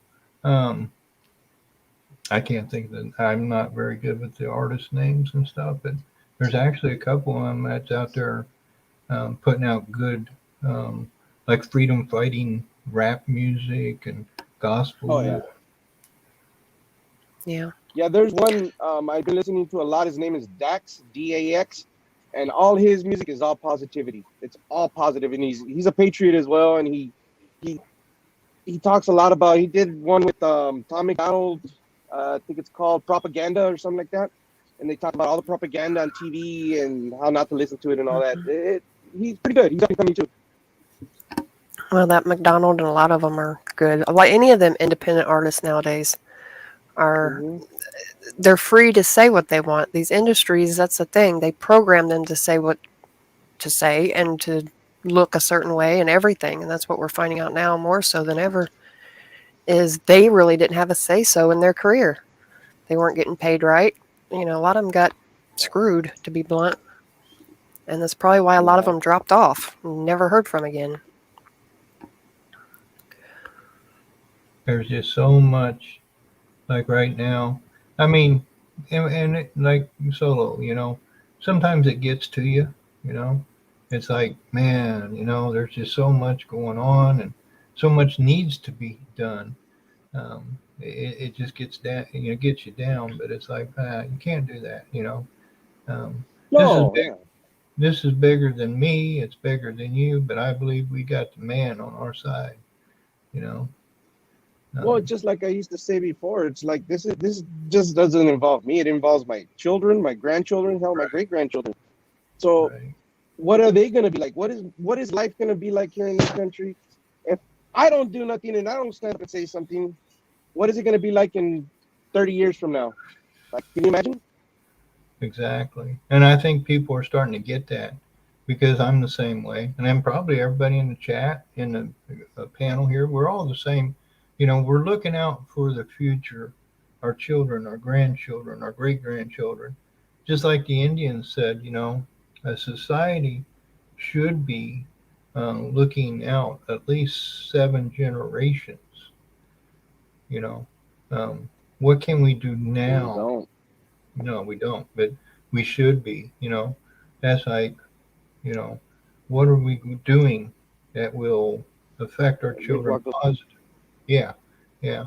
Or it's we're so focused here and now, and that's what a lot of people, and that's why I brought up like the 1871 Buck Act, even the Civil War, and all these things like that.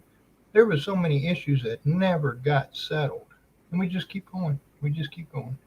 Um, Mhm. but and our government is actually unconstitutional and has been a treasonous organization for almost 100 years. It's like, we not even dealt with that, but yet Was it 1913 or something like that? yeah, and we're sitting here focusing on. We haven't even settled our elections, 2020 election, and we're focusing now on 2024.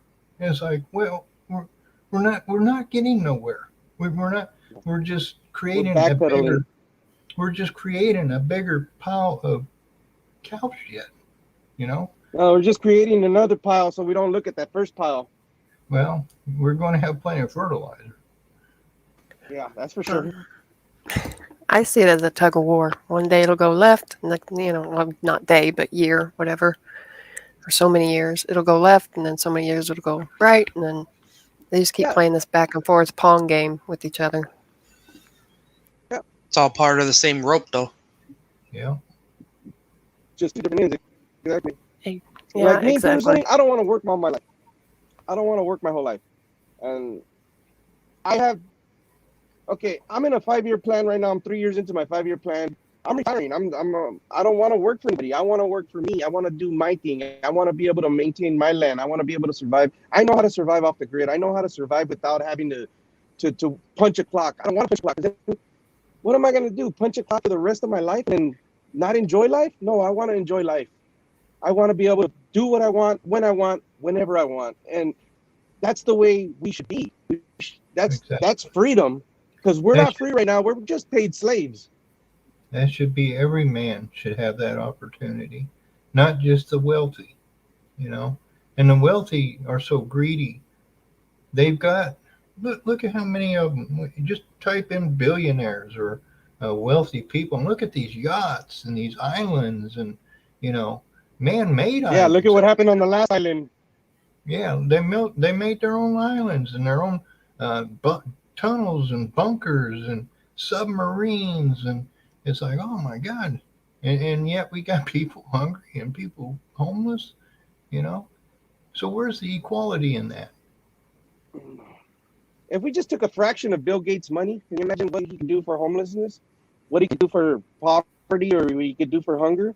Like, that man could do so much, but it's not written in his script, And it's mentality.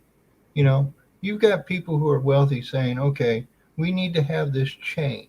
We need to have this pyramid structure, because without wealthy people, you won't have jobs. You won't have these things.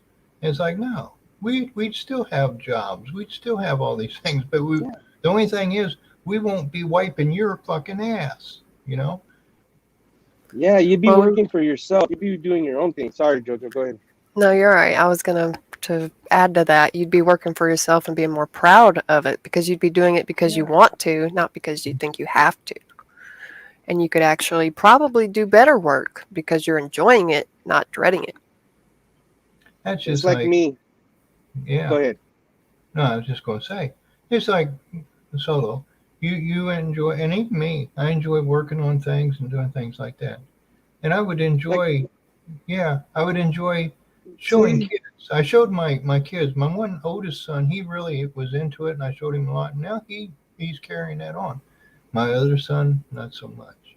But he's into his own stuff and everything like that. But as a society, instead of kids going into debt thousands and thousands of dollars Yeah.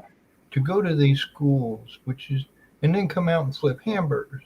They could go right over to a doctor's office or a hospital and say, I would like to learn because I want to help people. And they would say, okay, No. well, this is the way it should Oh, be. yeah, You it know, should be. Yeah, I'm not saying it's the way it is. This is the way it should be. Come on over, we'll teach you. And, if you show that you have an interest in it and you work out well, we'll hire you, This is the kind of stuff to where people teach and train. Because right now, why things are the way they are is because you have the scientific community who they do their thing. The doctors do theirs. The chemical companies doing theirs. And nobody really knows the truth. The doctors, they're told, hey, give them this jab. They don't know what's in it. They don't really know anything about it. It's just, Nope. Here, give the people Just- this. Just following orders. Well, yeah, because they needed to make it an involuntary, voluntary experiment. And how do you do that? And people don't, like our sheriffs, they're supposed to be really the highest, our main source of defense against the government. But if you ask most of your sheriffs, most of them probably have never even read the Constitution. Yeah, exactly. Yeah, I was talking to a deputy sheriff last summer, and I said, I was thinking about getting me a sidearm, and I said it's okay to carry a sidearm so long as I don't hide it. I can wear it on a holster, right? He says, not in the state of Indiana. It's not an open carry. I said, well, that's fucking retarded. I said, it should be my constitutional right, not in the state of Indiana. Exactly. I said, so I can pay a little money and I can get a handgun and hide it. And that's legal. He said, yep. I said, well, or I can carry my long rifle. I said, that's legal. But I can't carry a pistol on my hip. Nope. And I said, I would rather see somebody have their pistol on their hip than tucked into their belt or in their holster underneath their jacket. And two, that's my constitutional right, but not in Indiana. Yeah. Well, it's you have the right to protect yourself, and it's just like I always use this metaphor. It's like back in the early 1800s or 1800s when you get arrested for cattle rustling. You go to prison, get out, you do your time, pay your debt to society, you get out. They give you a gun belt, a revolver, 6 rounds, $20, and a horse. The horse to get you where you needed to go, the $20 to eat while you went, the gun belt, and the gun to protect yourself while you got there. So why all of a sudden now the Second Amendment? I have a placard right here on the bus. My bus has placards about the Second Amendment everywhere. Why is it that it says it shall not be infringed, and all of a sudden now we can't, like they're taking people's constitutional rights away just because they indoctrinated a law or two here and there, and it just got mixed up and they just fed off of it over time? Well, and that's just like the Constitution and Bill of Rights. We're actually, the United States was not The Bill of Rights, that's right. was not supposed to have a standing military. Yeah. This is another reason why we stay in a state of emergency, so that the industrial military complex can thrive, And it's like, well, that's violation of the Constitution right there. It should be, and just like I think it was Carstar that was saying, like, you're supposed to be able to see your enemy. Your enemy should have a person, like, instead of saying terrorist, that's not a person or a group. That's a vague, General, yeah. Who's a terrorist? Well, actually, we're the terrorists now because Exactly. we're God-fearing, loving people who disagree with our government, so we're terrorists. Yeah, I was gonna say, did you bite your tongue? Yeah, because if you're a patriot now, you're categorized as a terrorist. So domestic terrorist at that. At least they Right. called you domestic. I don't know. Ava, We're just so ass fucking backwards. It's fucking ridiculous. Ava was talking about, to want to see people hang and different things like that. And it is a sense we can't let these people bring us down to their level. Um, I think a lot of what these people have done maybe not deserve to be hung. I mean, if it has to do with the children, anybody that hurts a child, I think we ought to do just like the Bible said: put their ass on a carrier, take them out to sea, put a stone around their neck, and throw their ass out in the ocean. Yep.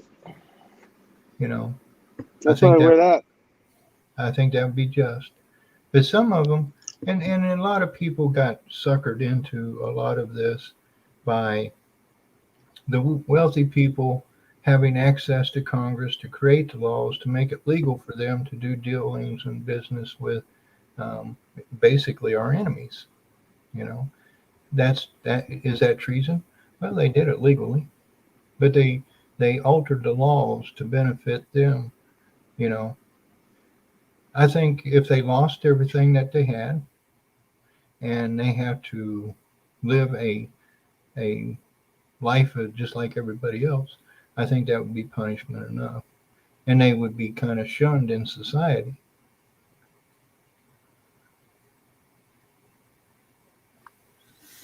Yeah.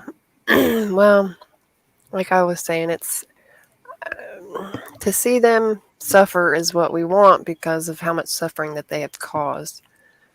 Not to mention to kill a lot of the clone theory. I don't know, but the way they stage everything too at the same time, would we even really know that it really happened? Exactly. And right now, if they came out and told us the truth, many people probably wouldn't believe it. I mean, even people who are knowledgeable, we might find out, which we might actually, good is bad and bad is good, everything that we're saying, hey, this person or these people are good, and we might find out they're not, Yeah, that's what I'm scared of. Well, there is two sides to every coin, or at least. So. I put my faith and my trust in God. Anything else is open right now. I really don't have a whole lot of trust in any of them because of the fact that if they were really good, they would expose a lot of this stuff instead of keeping it secret. Yeah.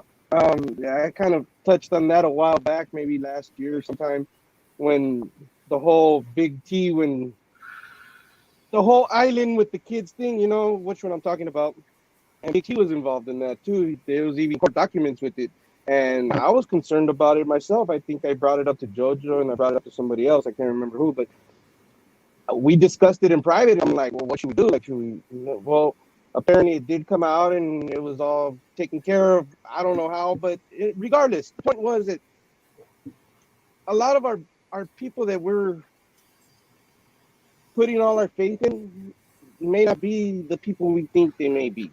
That's all I got to say. Exactly.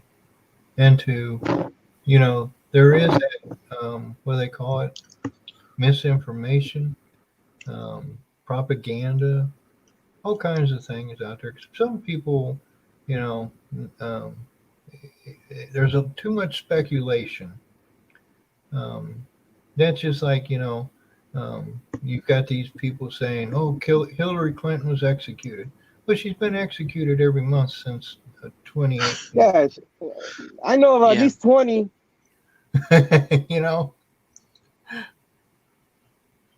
She has more lives than a cat. Got that Well, in Egypt, they worshipped cats, so there might be something to that. Huh? right. They worship cats. They say that cats can see like 9 dimensions. So there might be something to the cat theory.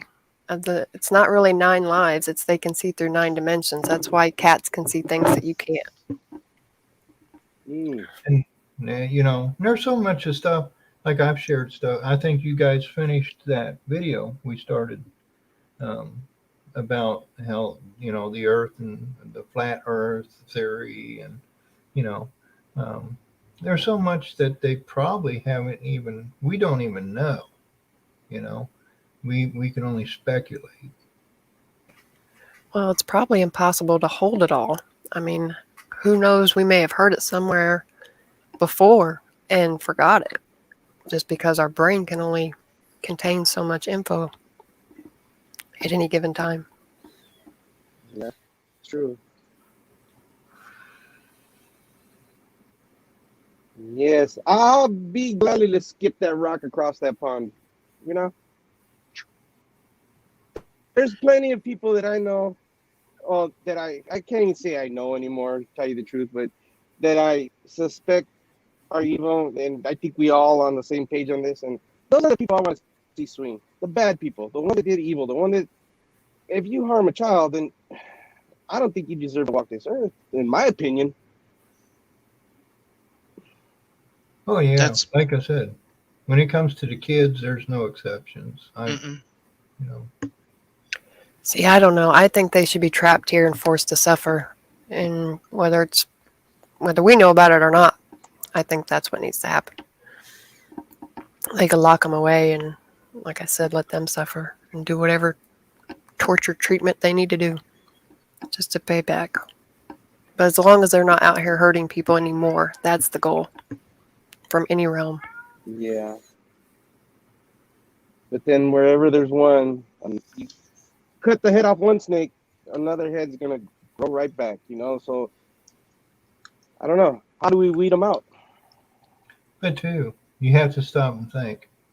Look at the way things are right now, and the way the people are. We almost beg to have somebody, a master, somebody over us, a government, you know, a king. Oh, no, I don't. Oh, well, I mean, no. But as far as, look how many people are, you know. Yeah. It's Yeah. like, No, it's that- like, you know, it's like, look how many people, if something happens, let's say somebody gets shot. Well, we need more gun laws. Like, you stupid son of a bitch, we got too many now, you know. We need yeah. more. We need more justice is what we need. We need more Yeah. swift justice. Well, a lot of these shootings happen in where? Gun-free zones, where people don't have the guns to protect themselves. You think somebody would really walk up in somewhere at the risk of their own selves being shot? Shooting up a That's place? That's why I say all over the world, like even Canada, they're protesting the mandates. They're marching for their freedom, because these are countries that their guns were taken away from them, you know. So this is very important to them to get their rights back. We have the rights. We have the guns. We just need to keep them. We just need to keep our freedom of speech. We need to keep our freedoms. That's why I say I think the U.S. a major role in this will be bringing justice. Yeah, I get you on that, John. I really do. We do have the power. We do have the equipment. We do have the want. But do we really have the guts? Because if you really think about it, how many people talk and say that they'll do this, but yet they're afraid of government? Deep down, there's a lot of people afraid of government because they're afraid, because they've seen the repercussions over the years of what they could do. Just say, J6. That's what I thought. J6 just- maybe. They But punish you so bad, they punish other people so bad that people will not rebel in a certain way, because they know that punishment could face them. Like, and that's what people are afraid of, and we need to get rid of that fear, because if the government fears the people, then the government changes. But if the people fear the government, it's never going to change. It's only going to get worse. Well, that's the thing. Most people went along with the gun laws and all that because they were trying to do the right thing. Yeah. Oh, we'll just make more laws, and then, I won't have a gun. That means then that'll be one less gun on the street. Well, no, it's taking advantage of more people. illegal guns. Right. The important thing to understand is that your sheriff has really the highest authority imaginable. That's who you need to consult with. Right. These cops, I mean, they have to take orders, and a lot of them probably need to be retrained on a lot of rules, because some of them, they do get the big head, they got the badge and they got the gun and they do what they want. And those are the kind we need to rule out. But get with your local sheriff. That's like I was telling you how when I was talking to that deputy sheriff in Indiana's not an open carry. You can't freely put a gun on your hip and carry it without a permit. And to me, that's against my constitutional right as an American. But Indiana law begs to differ because they changed that. And even that, in the Constitution and the Bill of Rights, the militias, the American people, should be able to have the same firepower as our government. Exactly. Meaning, if I wanted to own a tank, I should be able to own it. If I wanted to own a drone, I should be able to own a drone. Exactly. If I had the money to do that, They are not above the Constitution or above the law. Whatever they can do, we can do, But they've made it to where it's almost like DC and all the politicians have created this castle with high walls, and they made all the laws and regulations to protect them against us, and laws for us where they can control us very easily. Like, so what we're just saying, with the person jaywalking, you're in prison. People in the Capitol, even if they know they just walked in, they were just American patriots who were there, and it's like, hey, come on in. If I was there, I'd probably went in. It's like, yeah, I've never been in. I'd like to see what's in there. Not to hurt nothing. And a lot of the one side, it was like the door was open, it wasn't busted. It was, hey, come on in. It was like, oh, hey, all right. I'd been right in there. Yeah, no, of course. I would have been there too. I would have been the same way, because I know for a fact that they would have opened the doors the way they did, which a lot of people say that they didn't, but we know they did because there's video proof that they did. And if I was allowed in, I definitely would walk in, because it's supposedly our house as well, right? Right. So why can't we go in there? Why can't we go see it? Well, I'd want to go see it. So yeah, I'd probably be one of them that'd be locked up right now too for that. And that's another thing. Why is there federal property? What happened to the people's property? Isn't this the people's country? Isn't this the people making decisions by the people for the people? But yet, look how much government land there is, and how many restrictions there are. Yeah. Yep, I completely agree with you 110%, because it's insane what the government has, the charade they pulled over our faces. They've done so much to program us over the years, just TV, movies, programming, just everything in general, that you can't talk to a cop a certain way because they can arrest you, or you can't do certain things because you'll get arrested. So they just programmed everybody to be fear of authority, when in all actuality, authority should be fearful of us, because we're the ultimate power. We have the ultimate say. So yeah, of course, if you're doing wrong, of course, yeah, you get punished, of course. But still, the American society in masses we're the ones that are supposed to control the government. We're the ones that are supposed to allow the government to do certain things, not the other way around. Like, that's what I don't get. If you want to go get married, you have to go to government to get a permission. If you want to buy a house, you know, you got to get it inspected by somebody in government. If you don't pay your taxes to the government, then you get it taken. If you can't do certain things on your own property that you just paid for because government doesn't allow it, or it's not in code, or, well, since when? That it drives me nuts. I could go on and on from this topic. Oh yeah, everything's for your well-being. That's just like, you know, seatbelts. You know, I can remember we never wore seatbelts when we was younger, growing up. Heck, we stood in back of trucks and everything else. You know, that's part of life. You know, your life is your responsibility. And that's just like right now, everything is, well, you need to worry about your neighbor over here. That's why you need to take this or wear this, and, you know, worry about your fellow man. You know, Yeah, exactly. They're playing on your emotions is what they're playing. You know, Jojo, can you do me a favor and play the video that's in our, I think in JoJo 2, I believe it is, the one where the sheriff's talking? Can you play that one in here real quick, please? I can't do it because Yeah, I'm on my give me- tablet. Give me a sec to find it. But- Yeah. I'm sure you've already seen it, but the video that I have posted. I've been going through TikTok a lot. And TikTok, I'm finding it very reliable because it's usually first-hand information. It's not like somebody, oh, I heard this, that so-and-so did that. No, it's usually somebody videotaping it right then and there. And that's why I like it. Even though they're little short videos, they say a lot in those little short videos. And the one that we're about to play, the sheriff, he pretty much puts it all down in a nutshell right now in the topic that we're talking about right now. It's excellent. I put it on there, didn't get no strikes, so I'm assuming it's all right.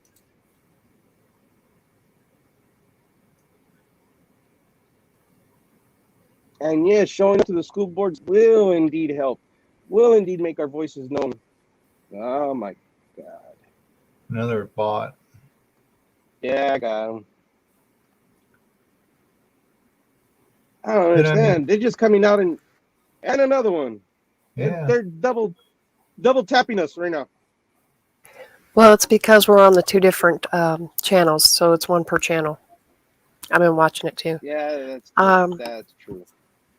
Yeah, it's been one per channel. Quinky didn't get at the same time though. That's kind of interesting. How do you remember the date on it? No. It was a couple of weeks ago that I posted it. It's the sheriff. He has a vest on. It says sheriff's at a podium. He has a hat on, I believe.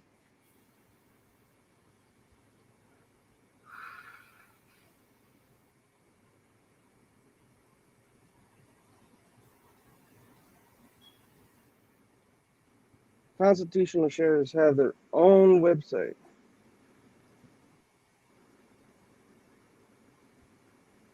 Yeah, it would be the constables, right? Constable. Isn't a constable a constitutional sheriff? Like a constitutional officer? I think that's what they use in Canada, constables instead of sheriff. No, we use them here. Well, We use them here. I think that's like the game warden, which I think a game warden actually has more authority than even. Yeah. No. Yeah, I think A game he warden does. does. A game can go- warden and Yeah, a brand officer, they have more Yeah. authority than our local police and sheriff. They don't need a Yeah. warrant to go into your house. Because they can go across borders. Well, constables the same thing. They use them on Indian reservations. Like in an Indian reservation, when you call, if you haven't given up your sovereignty, like of course the tribe, they didn't give up their sovereignty, then they're still bound to federal. So their constables are the ones that deal with them. Constables go in. The constable's the same one that comes out and evicts you sometimes. That's a whole different story. But anyways, yeah, we use constables here. There's very few, but they have large areas to cover. Like one constable covers like 150 miles, 200 miles. So they're very rarely seen, but they are out there. But that's manipulation again. That's just like, sheriffs are supposed to be pretty much the highest other than a game warden or constable, whatever was voted on in a state. So a Yeah. state should not even have like a state police or the FBI. It should be like the state of Indiana. It should be the Indiana Bureau of Investigation, and it should Yeah, be, exactly. and the sheriff should take over the responsibility of the state police because federal jurisdiction should not apply in a state. That's only if somebody was to flee from Indiana to Kentucky, then the federal should have the authority to go in and take them out of that state and take them back to the state of Indiana. Yeah. No, I agree. Federal should not have ultimate law over everybody. It should have each state should govern their own. Each state should be able to I guess you could say protect their own, because we ultimately gave, I don't know if we even did. Maybe they're just lying to us saying that they have ultimate power. I don't know. Federal government should not have ultimate power over the people. And that's plain and simple, shouldn't. I think I found that. Is it the one with the cowboy hat? Yeah.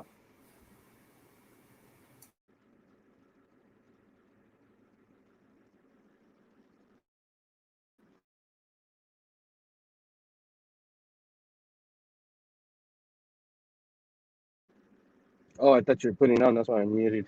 Oh, you are.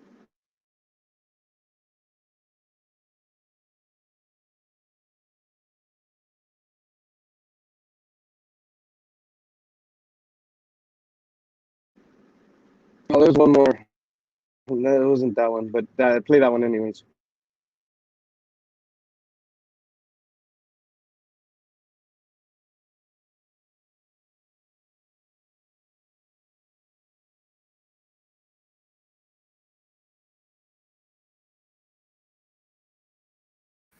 Well, apparently they don't want us to see that. They're giving us a hard time. Damn bots.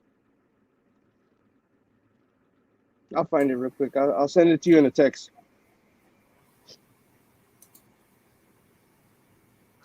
I'm probably in the same boat because I'm on my phone.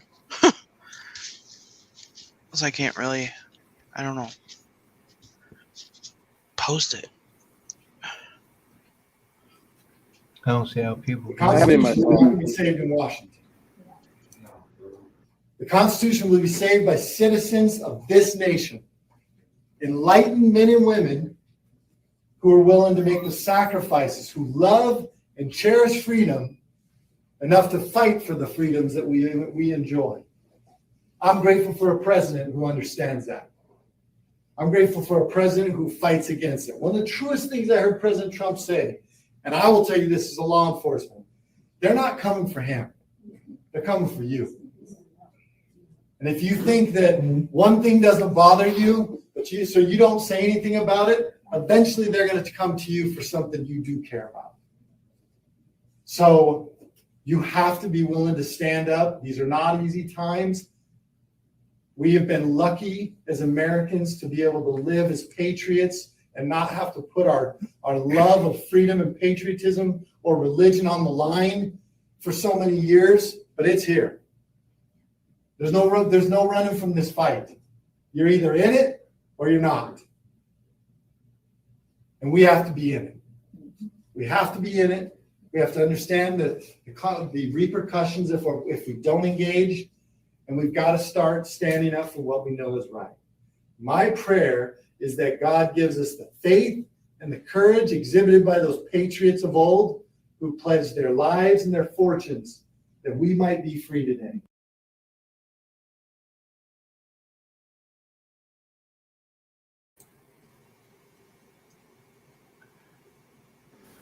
Yeah, that's one of them. I just sent you another text with the other one. It's a Trip Kester. Yeah, there was like a series I was putting together. It was Ruby Ridge, Waco, and the American Patriots. Ruby Ridge and Waco was massive overstretch of the federal government. That's like, look what they did with Waco. They brought in military forces against people of the United States. Citizens. Yes. Ruby Ridge, they killed several. Ruby Ridge was bad. Yeah. But then the American Patriot, there's a documentary. If I find the link, I'll send it to you. But it's where the BLM, the Bureau of Land Management, was wanting to take a farmer's cattle because he was letting them free rein on public property. They weren't hurting nothing. They were just free reining, which they've always done. But the Bureau of Land Management wanted to charge them, and they didn't want to pay that. So they came in and started taking their cattle. Well, the militia got word of this, and they went and got his cattle back. And they took, they stood against the Bureau of Land Management, and had the Bureau of Land Management not stepped down, it was going to get bad. It was going to get ugly. But the militia was ready to take them on. But the government said, no, let's not, So they got the cattle back. And the farmer had to go to court for a lot of things, but he beat it. He won his case. So that was a win for the American people. And I think in that document too, that was the good side of the militia. Well, the militia got word of another farmer who was dealing with the government. So they went to help him. They stood and protest and, occupied the town, and they were able to help the farmer out. But then they got cocky, and they went to a just like a federal park, and took over the federal park. Which by the time they decided they were going to do that, most of the militia said no, because that's getting carried away. There's no reason to do this. So most of them didn't go, but there was a few, and they ended up having to go to court and everything over that, which that made them look bad, because it's like, I'm a patriot and I believe in standing up for our rights and everything, but I'm not going to provoke the government. I'm not going to attack, but I will protect. Yeah, no, exactly. But militia's gotten a bad rep since for a while already. They're basically trying to make them seem like some rogue paramilitary group, and it's not actually like that. What they are is they're patriots. They're people. They're American citizens that are fighting for basically their state. Like that, each state's supposed to maintain a well-regulated militia. It says it in the Bill of Rights. Like.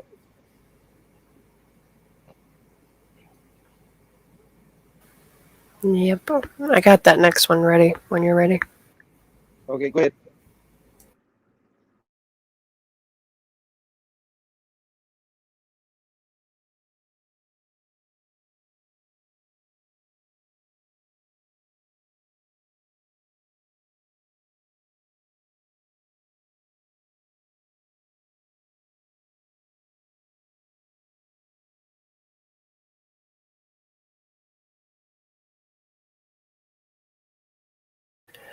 Well, maybe if YouTube will stop being silly.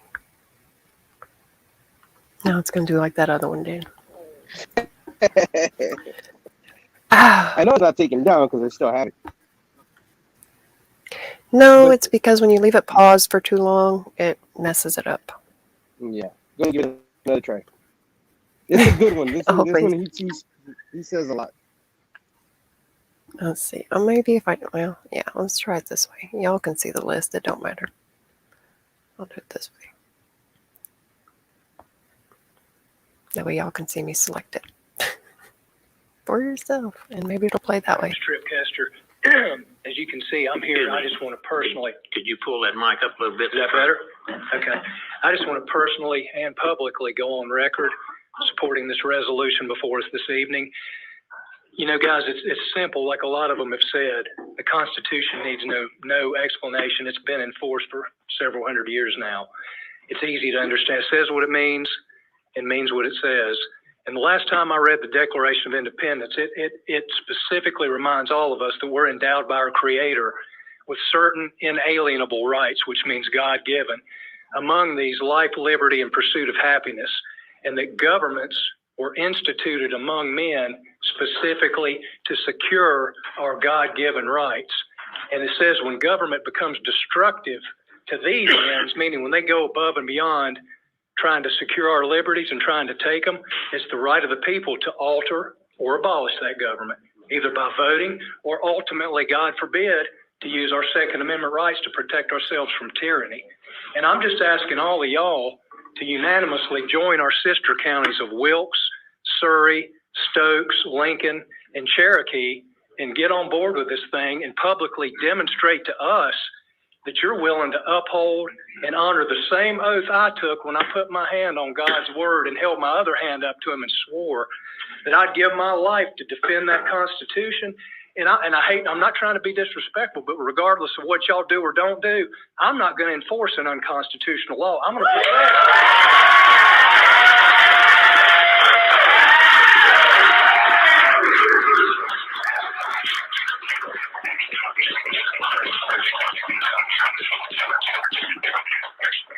I'm going to protect the people of this county regardless of what's done here. So I'm just praying. I've been praying about this thing all week, that God would touch y'all's heart and say, hey, let's get on board. Let's do the right thing. Let's let these people know that we're here to support them, and we're not going to allocate any personnel, finances, resources, or facilities to infringe on their liberties. Thank you.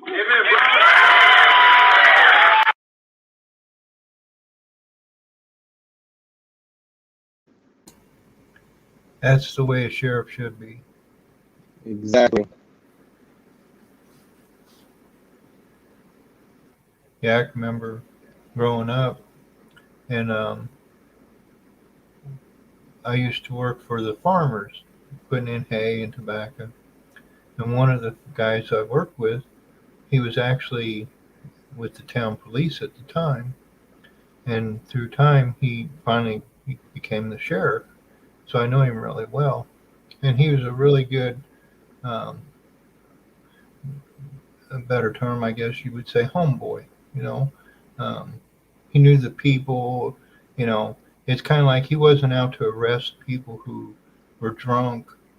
He might say, well, pull your car over and I'll take you home.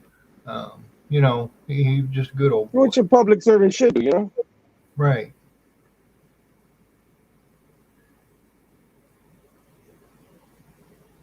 Oh, and I put that link in the private chat so for you. You don't have to play it. You don't have to play it, but it's very interesting. Let me take a peek right now. Well, that's like when I was driving across country and I pulled over on one road just to kind of get my bearings, check my map and everything. And I think it was a trooper pulled up behind me. I was like, oh boy, here we go. What are they going to say? And all they were doing, you know, was a nice woman. She just checking on me, like just making sure everything's okay. Didn't have car trouble or anything. And I'm like, now see, that's how things should happen. Not automatically assume you're in trouble.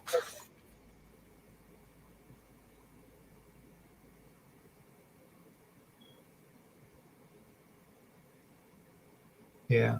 Well, not only in trouble. Oh, sorry. But go ahead. Go ahead. I said not only in trouble, maybe in distress, you know, or maybe out doing something wrong. She's actually doing her job and investigating, not just assuming that somebody's out there malintent or something. Right.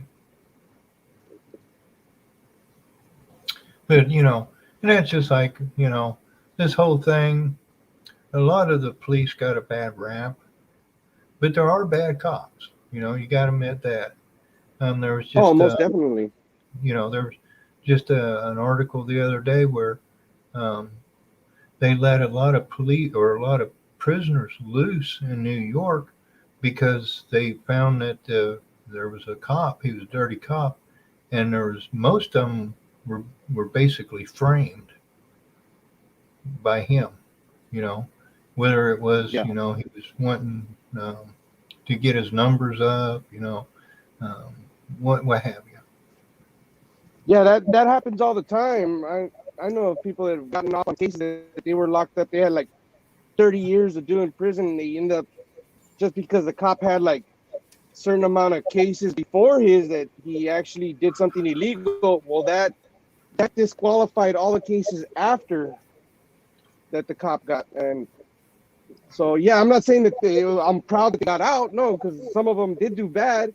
They got caught legit because the cop messed up in the past. It affected everybody on down the line.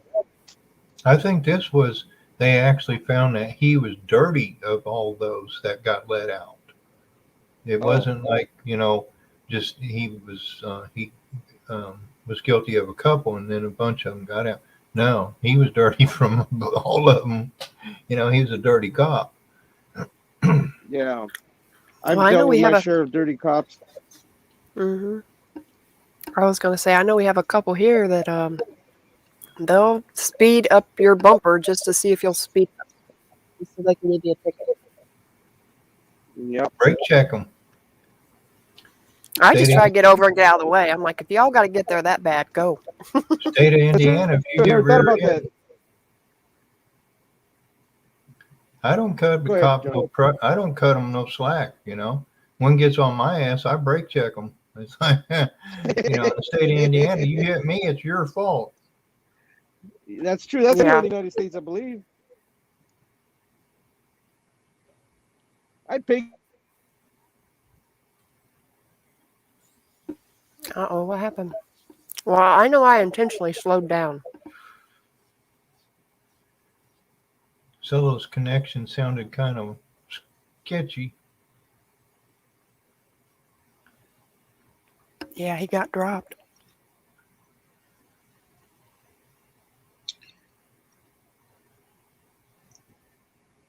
I don't I think think- there's any reason for cops to be following behind you real close anyways. Exactly. Right?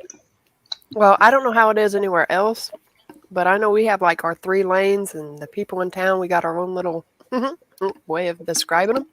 One is to kind of merge on and off, one is to travel, and one is to haul ass and get to your destination quicker, basically. And I was in the haul ass one. I was in the one where it's like to go around the traveling. So, but yeah, it's happened to me a couple of times. One time I was on my way to work. Matter of fact, luckily I had, all my work memorabilia to prove that's where I was going. But he was deliberately riding alongside me, like staying hovered at my side, riding in my blind spot, getting behind me, trying to push me up the road. I thought he was some crazy maniac. It wasn't until he tried to pull me over till I got to my exit. And then when I signaled to get into my exit, that's when he hit his lights and pulled up behind me. And that's And one of pulled me those over. things that the things you described are all breaking the law. Mhm. Following too close, running you off the road. Like Exactly. I told him, I said, he's in a plain marked car. And I told him, I said, I didn't know you were a cop. As far as I knew, you were a lunatic. I was just trying to get away from you.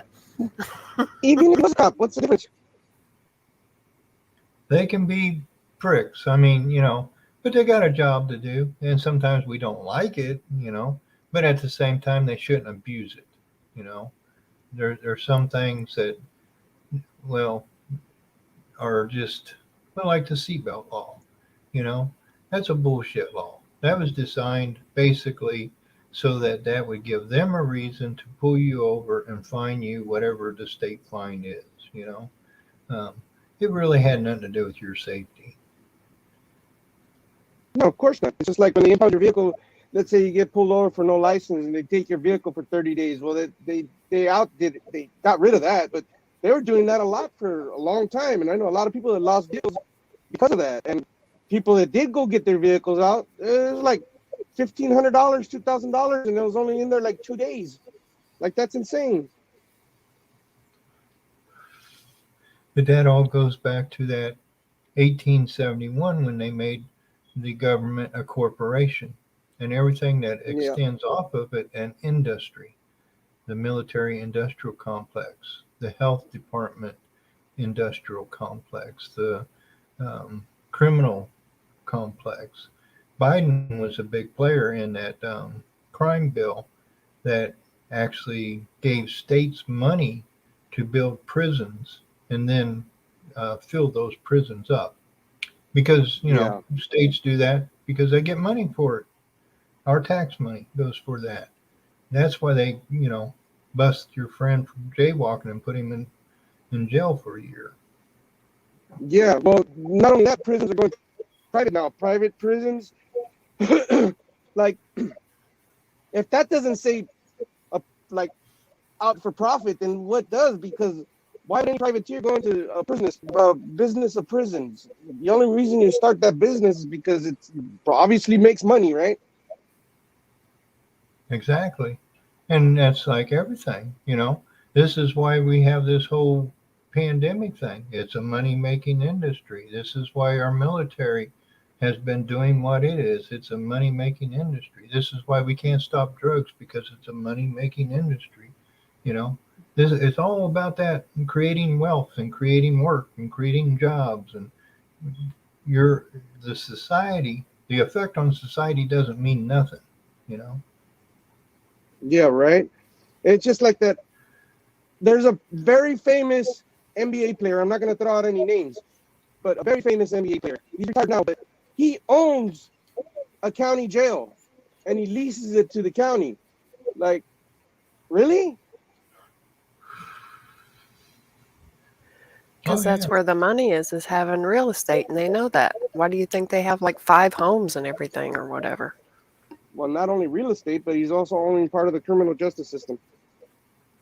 And that's like, people who are born even in a blue collar, white collar, what have you, really doesn't have hardly a good chance of ever becoming anything. Those who are born into wealth, and we're taught, yeah, of course, who are taught how to invest your money and have money to actually invest,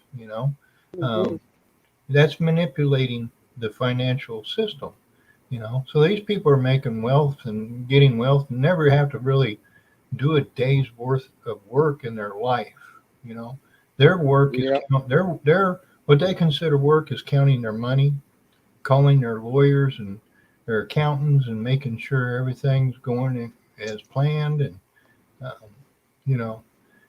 but people like us, we'll just struggle all of our lives until we realize, which I believe a lot of people are starting to realize, that, even like here a while back with that stock, Robinhood, and you start looking into how the stock market operates and everything. It's all a scam. It's all a banking scam. And then when you start looking into the banking system itself, it's like, it's a magic trick. If you got the printing press, or you are close to that printing press, you got nothing to worry about. You and your friends and your family, just print out whatever you need, and we'll get to, we'll make the little people pick up the slack. Yeah, we'll just charge them more taxes. We'll raise the gas prices, or we'll tax them on cigarettes because everybody smokes.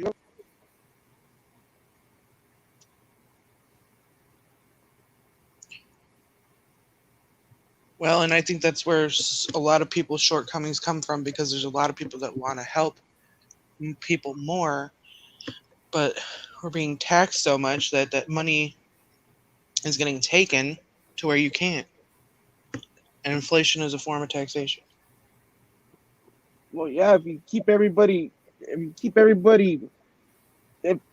keep their hands around your neck to where you can't breathe, you're never going to be able to breathe. You're always going to get that same amount of air. No matter how much you try and inhale, you're still going to get the same amount of air. So it's the same concept. I don't know if I'm making a good analogy on it, but they basically got us by the balls, and there's nothing else we can do about it. Like, what can we do? We can't make more money because obviously the wages are fixed. So you're going to be able to only make a certain amount unless you have some high Ivy League education, which a lot of people can't afford because, first of all, the education system is outrageously expensive.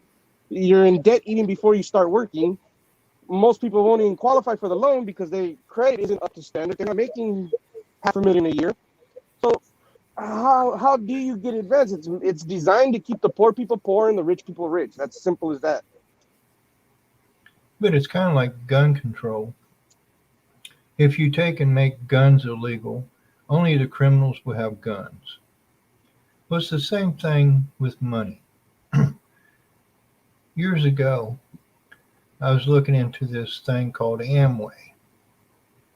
And, a lot of people said that was a pyramid scam, which probably is. But the way it was like you buy products and you become part of the corporate or the company, but you created your own company from it. So you're a branch, basically. So you're entitled to all the tax benefits of that. Your gas, if you got a home office, you can claim all these things on your taxes. So in a sense, it's kind of like making your life your business, which is a very good concept. And a lot of people and a lot of your wealthy people do this, but in order to be wealthy, you have to have a very good mind set as far as being able to take care of the paperwork and your tax forms and everything like that. You can actually, it teaches you how to be a business person. Yeah. You're talking about the education you don't get right now in the educational system unless Right. you pay for it. Right. And also it shows you how the wealthy get wealthy or keep their wealth. Because what hurts us most is ignorance. We're in a system, and even T and all these people who are wealthy, they've learned the tax loopholes. They've learned, well, actually they found out taxes are illegal, and most of them don't even pay taxes. But yet they can claim that they got a return. So they're actually getting money from the government and never paying a penny to the government. That's so very true. That's why companies moved out of even, like, let's say, like big name companies, GM or Ford, whatever, moved out to Canada and Mexico. Ford's in Mexico, I believe. Train went to Mexico to get out of that tax loop because they don't have to pay so much in taxes, and they don't have to pay the employees all that much. They can keep the wages down. It's just, I don't know. It's all screwed. American people fucking the American people. Simple as that. Well, and two, with that being said, that's why I say ignorance. We're finding out a lot of things right now that had we known this years ago, maybe our lives would have been different. Maybe we can make, like a lot of people I see right now, they're wanting to file to, Devil Dog, and how with the sovereignty and and all them things to get out of the contract system of Social Security and all this. The only thing is, though, like if you do that and then say you go to, you get older, okay, since you went through that trouble and you did that, are you eligible for Social Security? You put into it, you should. Well, what if you've said you see what Devil Dog is doing is electing to get out of the system. He no longer wants to be in the system, so then when it comes time to retire, it's like, well, is he going to be able to draw Social Security? They might say, no, you elected out of this system. You wanted to be a sovereign citizen instead of participating in this criminal system we got. I forfeit everything right now. If you told me sign on the dotted line and you become sovereign, I'd say keep it all. But with that, there are people trying to do different things, and they're saying, okay, this is what we all need to do. This is what we all need to do. I think we all need to stay together and not run out on our own and doing things, because I truly believe in that where we go one, we go all. We leave no brother. We don't leave no brother, no sister behind. You know, that's like if I find a loophole and I might make $1 million, I don't want to take that loophole unless I can take everybody with me, you know. Yeah, no, I completely agree with you on that one. So. I think that's where everyone is coming into a problem, is because everybody's got ideas, or some people have no ideas. So, and it's hard to know which way you should go, or whose plan is going to work the best, or whatnot. I don't think it's about whose plan is going to work the best. I think it's about us coming together as a collective and going against the system, like going against the machine type thing. Because yeah, if we do break off, of course, let's say half the population becomes sovereign citizens. Just the figure I'm kicking out of my head. Then that becomes only half of the people that are going against the machine. Trying to get my drift out of so many. So yeah, we're bigger in numbers, we're stronger in numbers, and that I totally get that. But after that,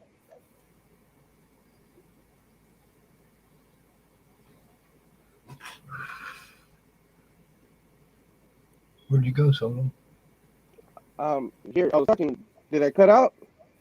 Yeah, you just kind of quit. Oh. Well, there wasn't much I added to after it. But... What's up, bro? How you doing?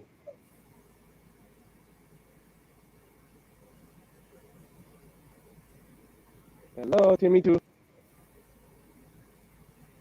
I guess the lights are on, but nobody's home. He just got home from work, I think. What's up? No, trouble. Oh no, I was in the living room. Had to go get my herb. Yeah, just got back from dinner.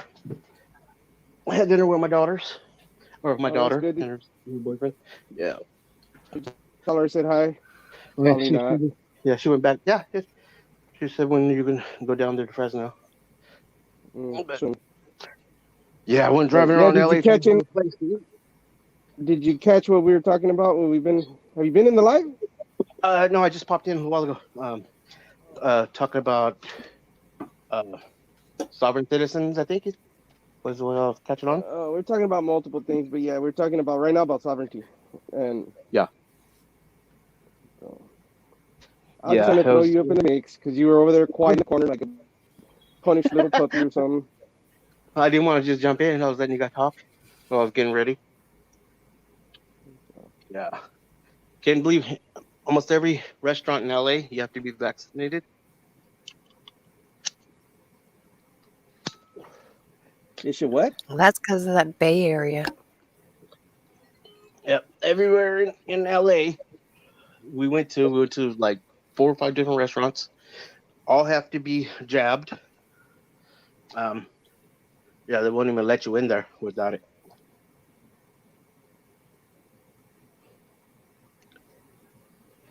LA sucks. Yeah, that's the way it was for us in San Francisco when JoJo came down. We went to San Francisco out there to go eat, and I think we went to I'm gonna say the name, Bubba Gump Shrimp. We went to that company to go eat, and nope. They said you gotta be vaxxed and masked to get in there. And I'm like, well, no, that ain't gonna happen. So I guess we're eating outside with the pigeons. Right. That's what we did. Well, what was weird for me too is because the place that we did end up eating at, they had both their doors open. They had the entrance and the exits, and they were both propped open. And they said masks required. And I'm He's like, I was like, should I go ask? Because I mean, it makes no sense for me to wear a mask. You got both doors open. I did go in there and I asked them, is it okay if we order here and eat outside? Like, yeah. I'm like, okay, because I'm not putting on a mask. Nope, neither am I. I haven't put on a mask since this stream started. I'm not gonna start now. Well, even when I Put had on my a dental mask. work done, they were You wearing what? it in the lobby area. When I went and had my dental work done, they wear it in the lobby area, but then as soon as you get back there and they sit you down, you can take it off. It's like, okay. Yep. And let me clarify this before it gets flipped out and people start commenting on it. I'm not anti-mask. What I am is anti-muzzle. Like, to me, that's a whole control factor, and we all know that this isn't what it is. So them pushing the mask is them telling us, here, put this on regardless. Like, do as I say, not as I do. And I'm not getting that. I'm not going down like that. Now, I'll be respectful and I'll stay away from people, but I'm not going to bow down and put on the muzzle just because they said put on a muzzle. And that's all I got to say. Well, that's the thing. It's supposed to be freedom of choice and be respectful of others, of course. But still, freedom of choice. I think freedom of choice went out the window a long time ago. I was just about to say that. Well, the sad part is all trust is lost, and actually we're at a very vulnerable point. Let's say somebody did release a chemical on us right now and it was detected. We'd be screwed because they'd be up there because they're crying wolf, like the little boy cried wolf, and they've already put this false pretense out there to where if something did happen, everybody's just going to laugh at them, saying, "You're crazy. We ain't going to fall for that again."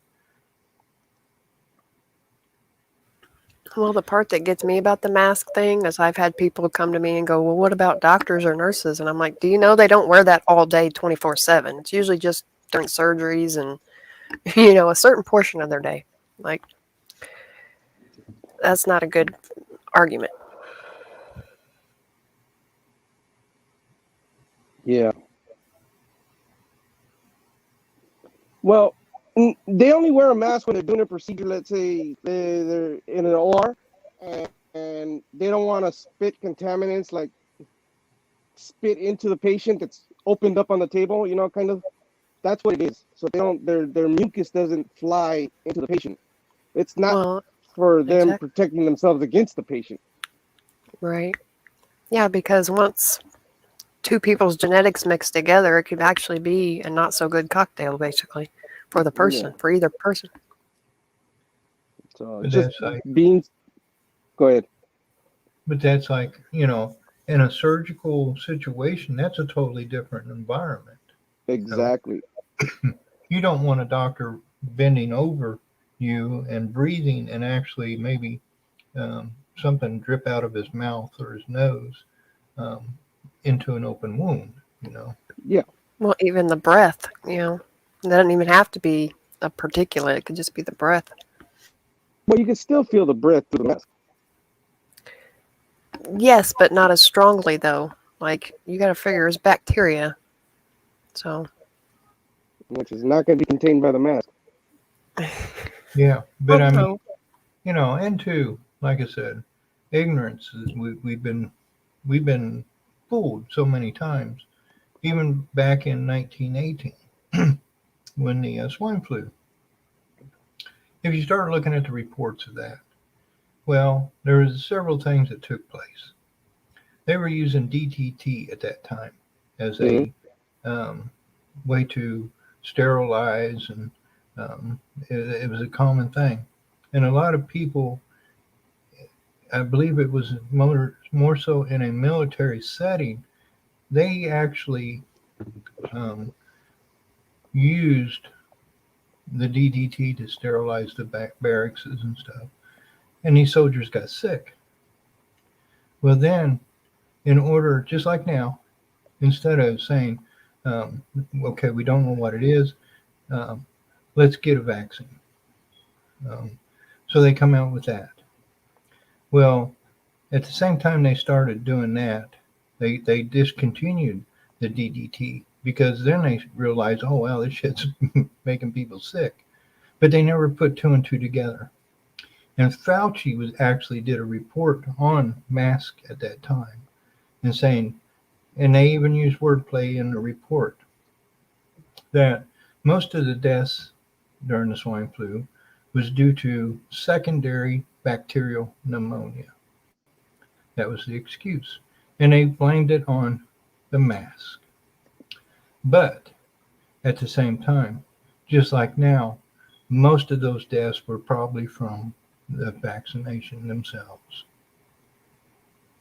Yeah, that's true. Well, the part that got me was I was watching people wear masks, and we were on a hike in a big state park, and there was people wearing masks.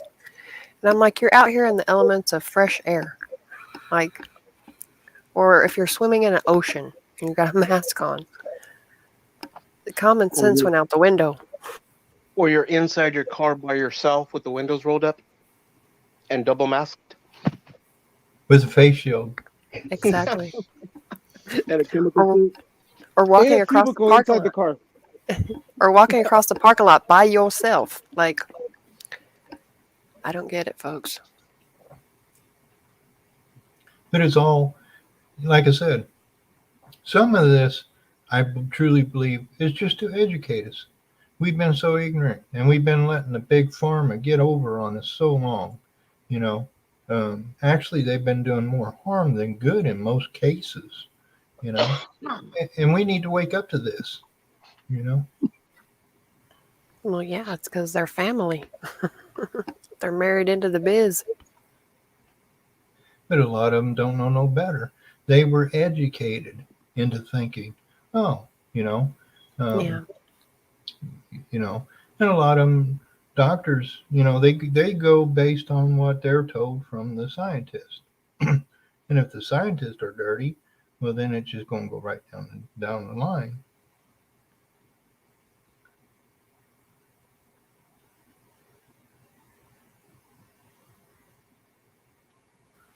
Yeah, exactly. Uh-oh, we lost Breezy.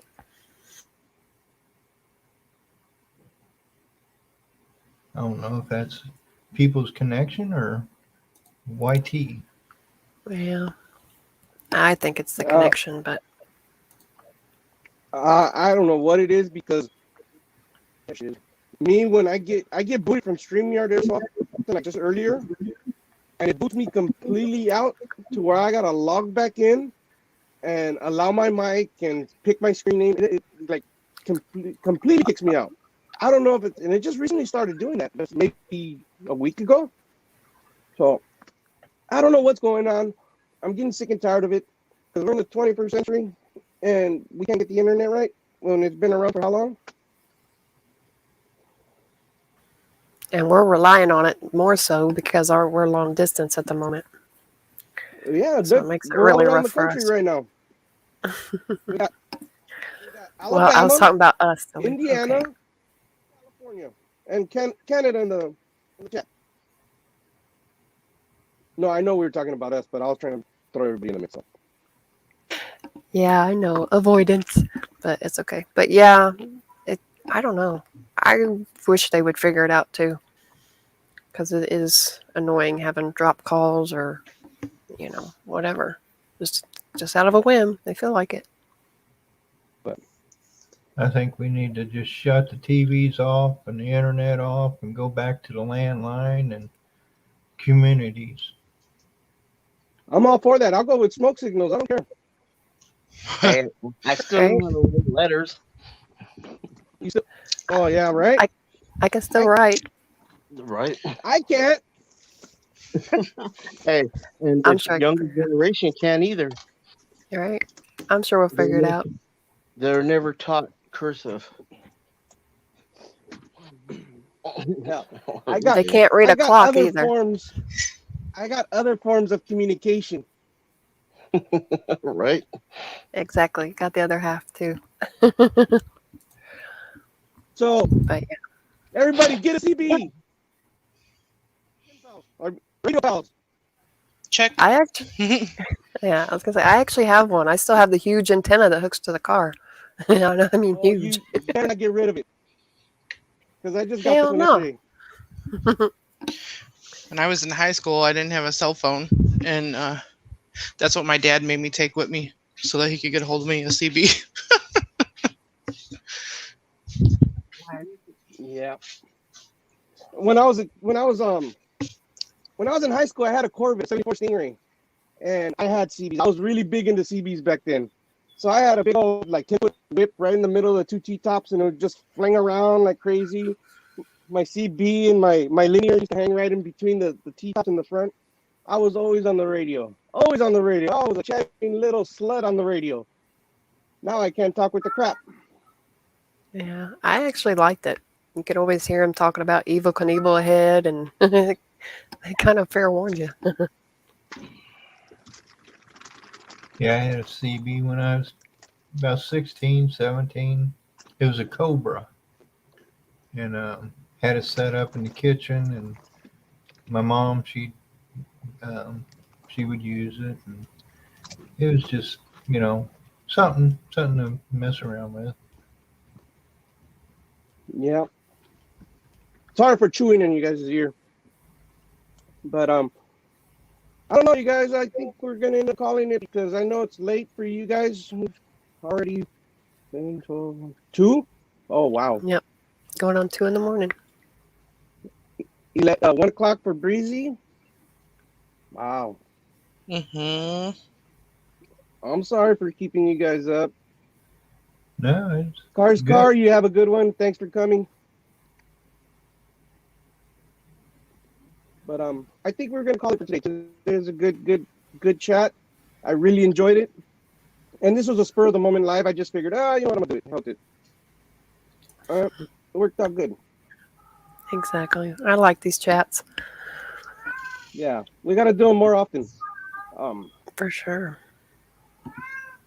So you want to call it, Jojo? Yeah. Good night, everybody. All right, love y'all. Adios. Thanks for coming. Later. Peace.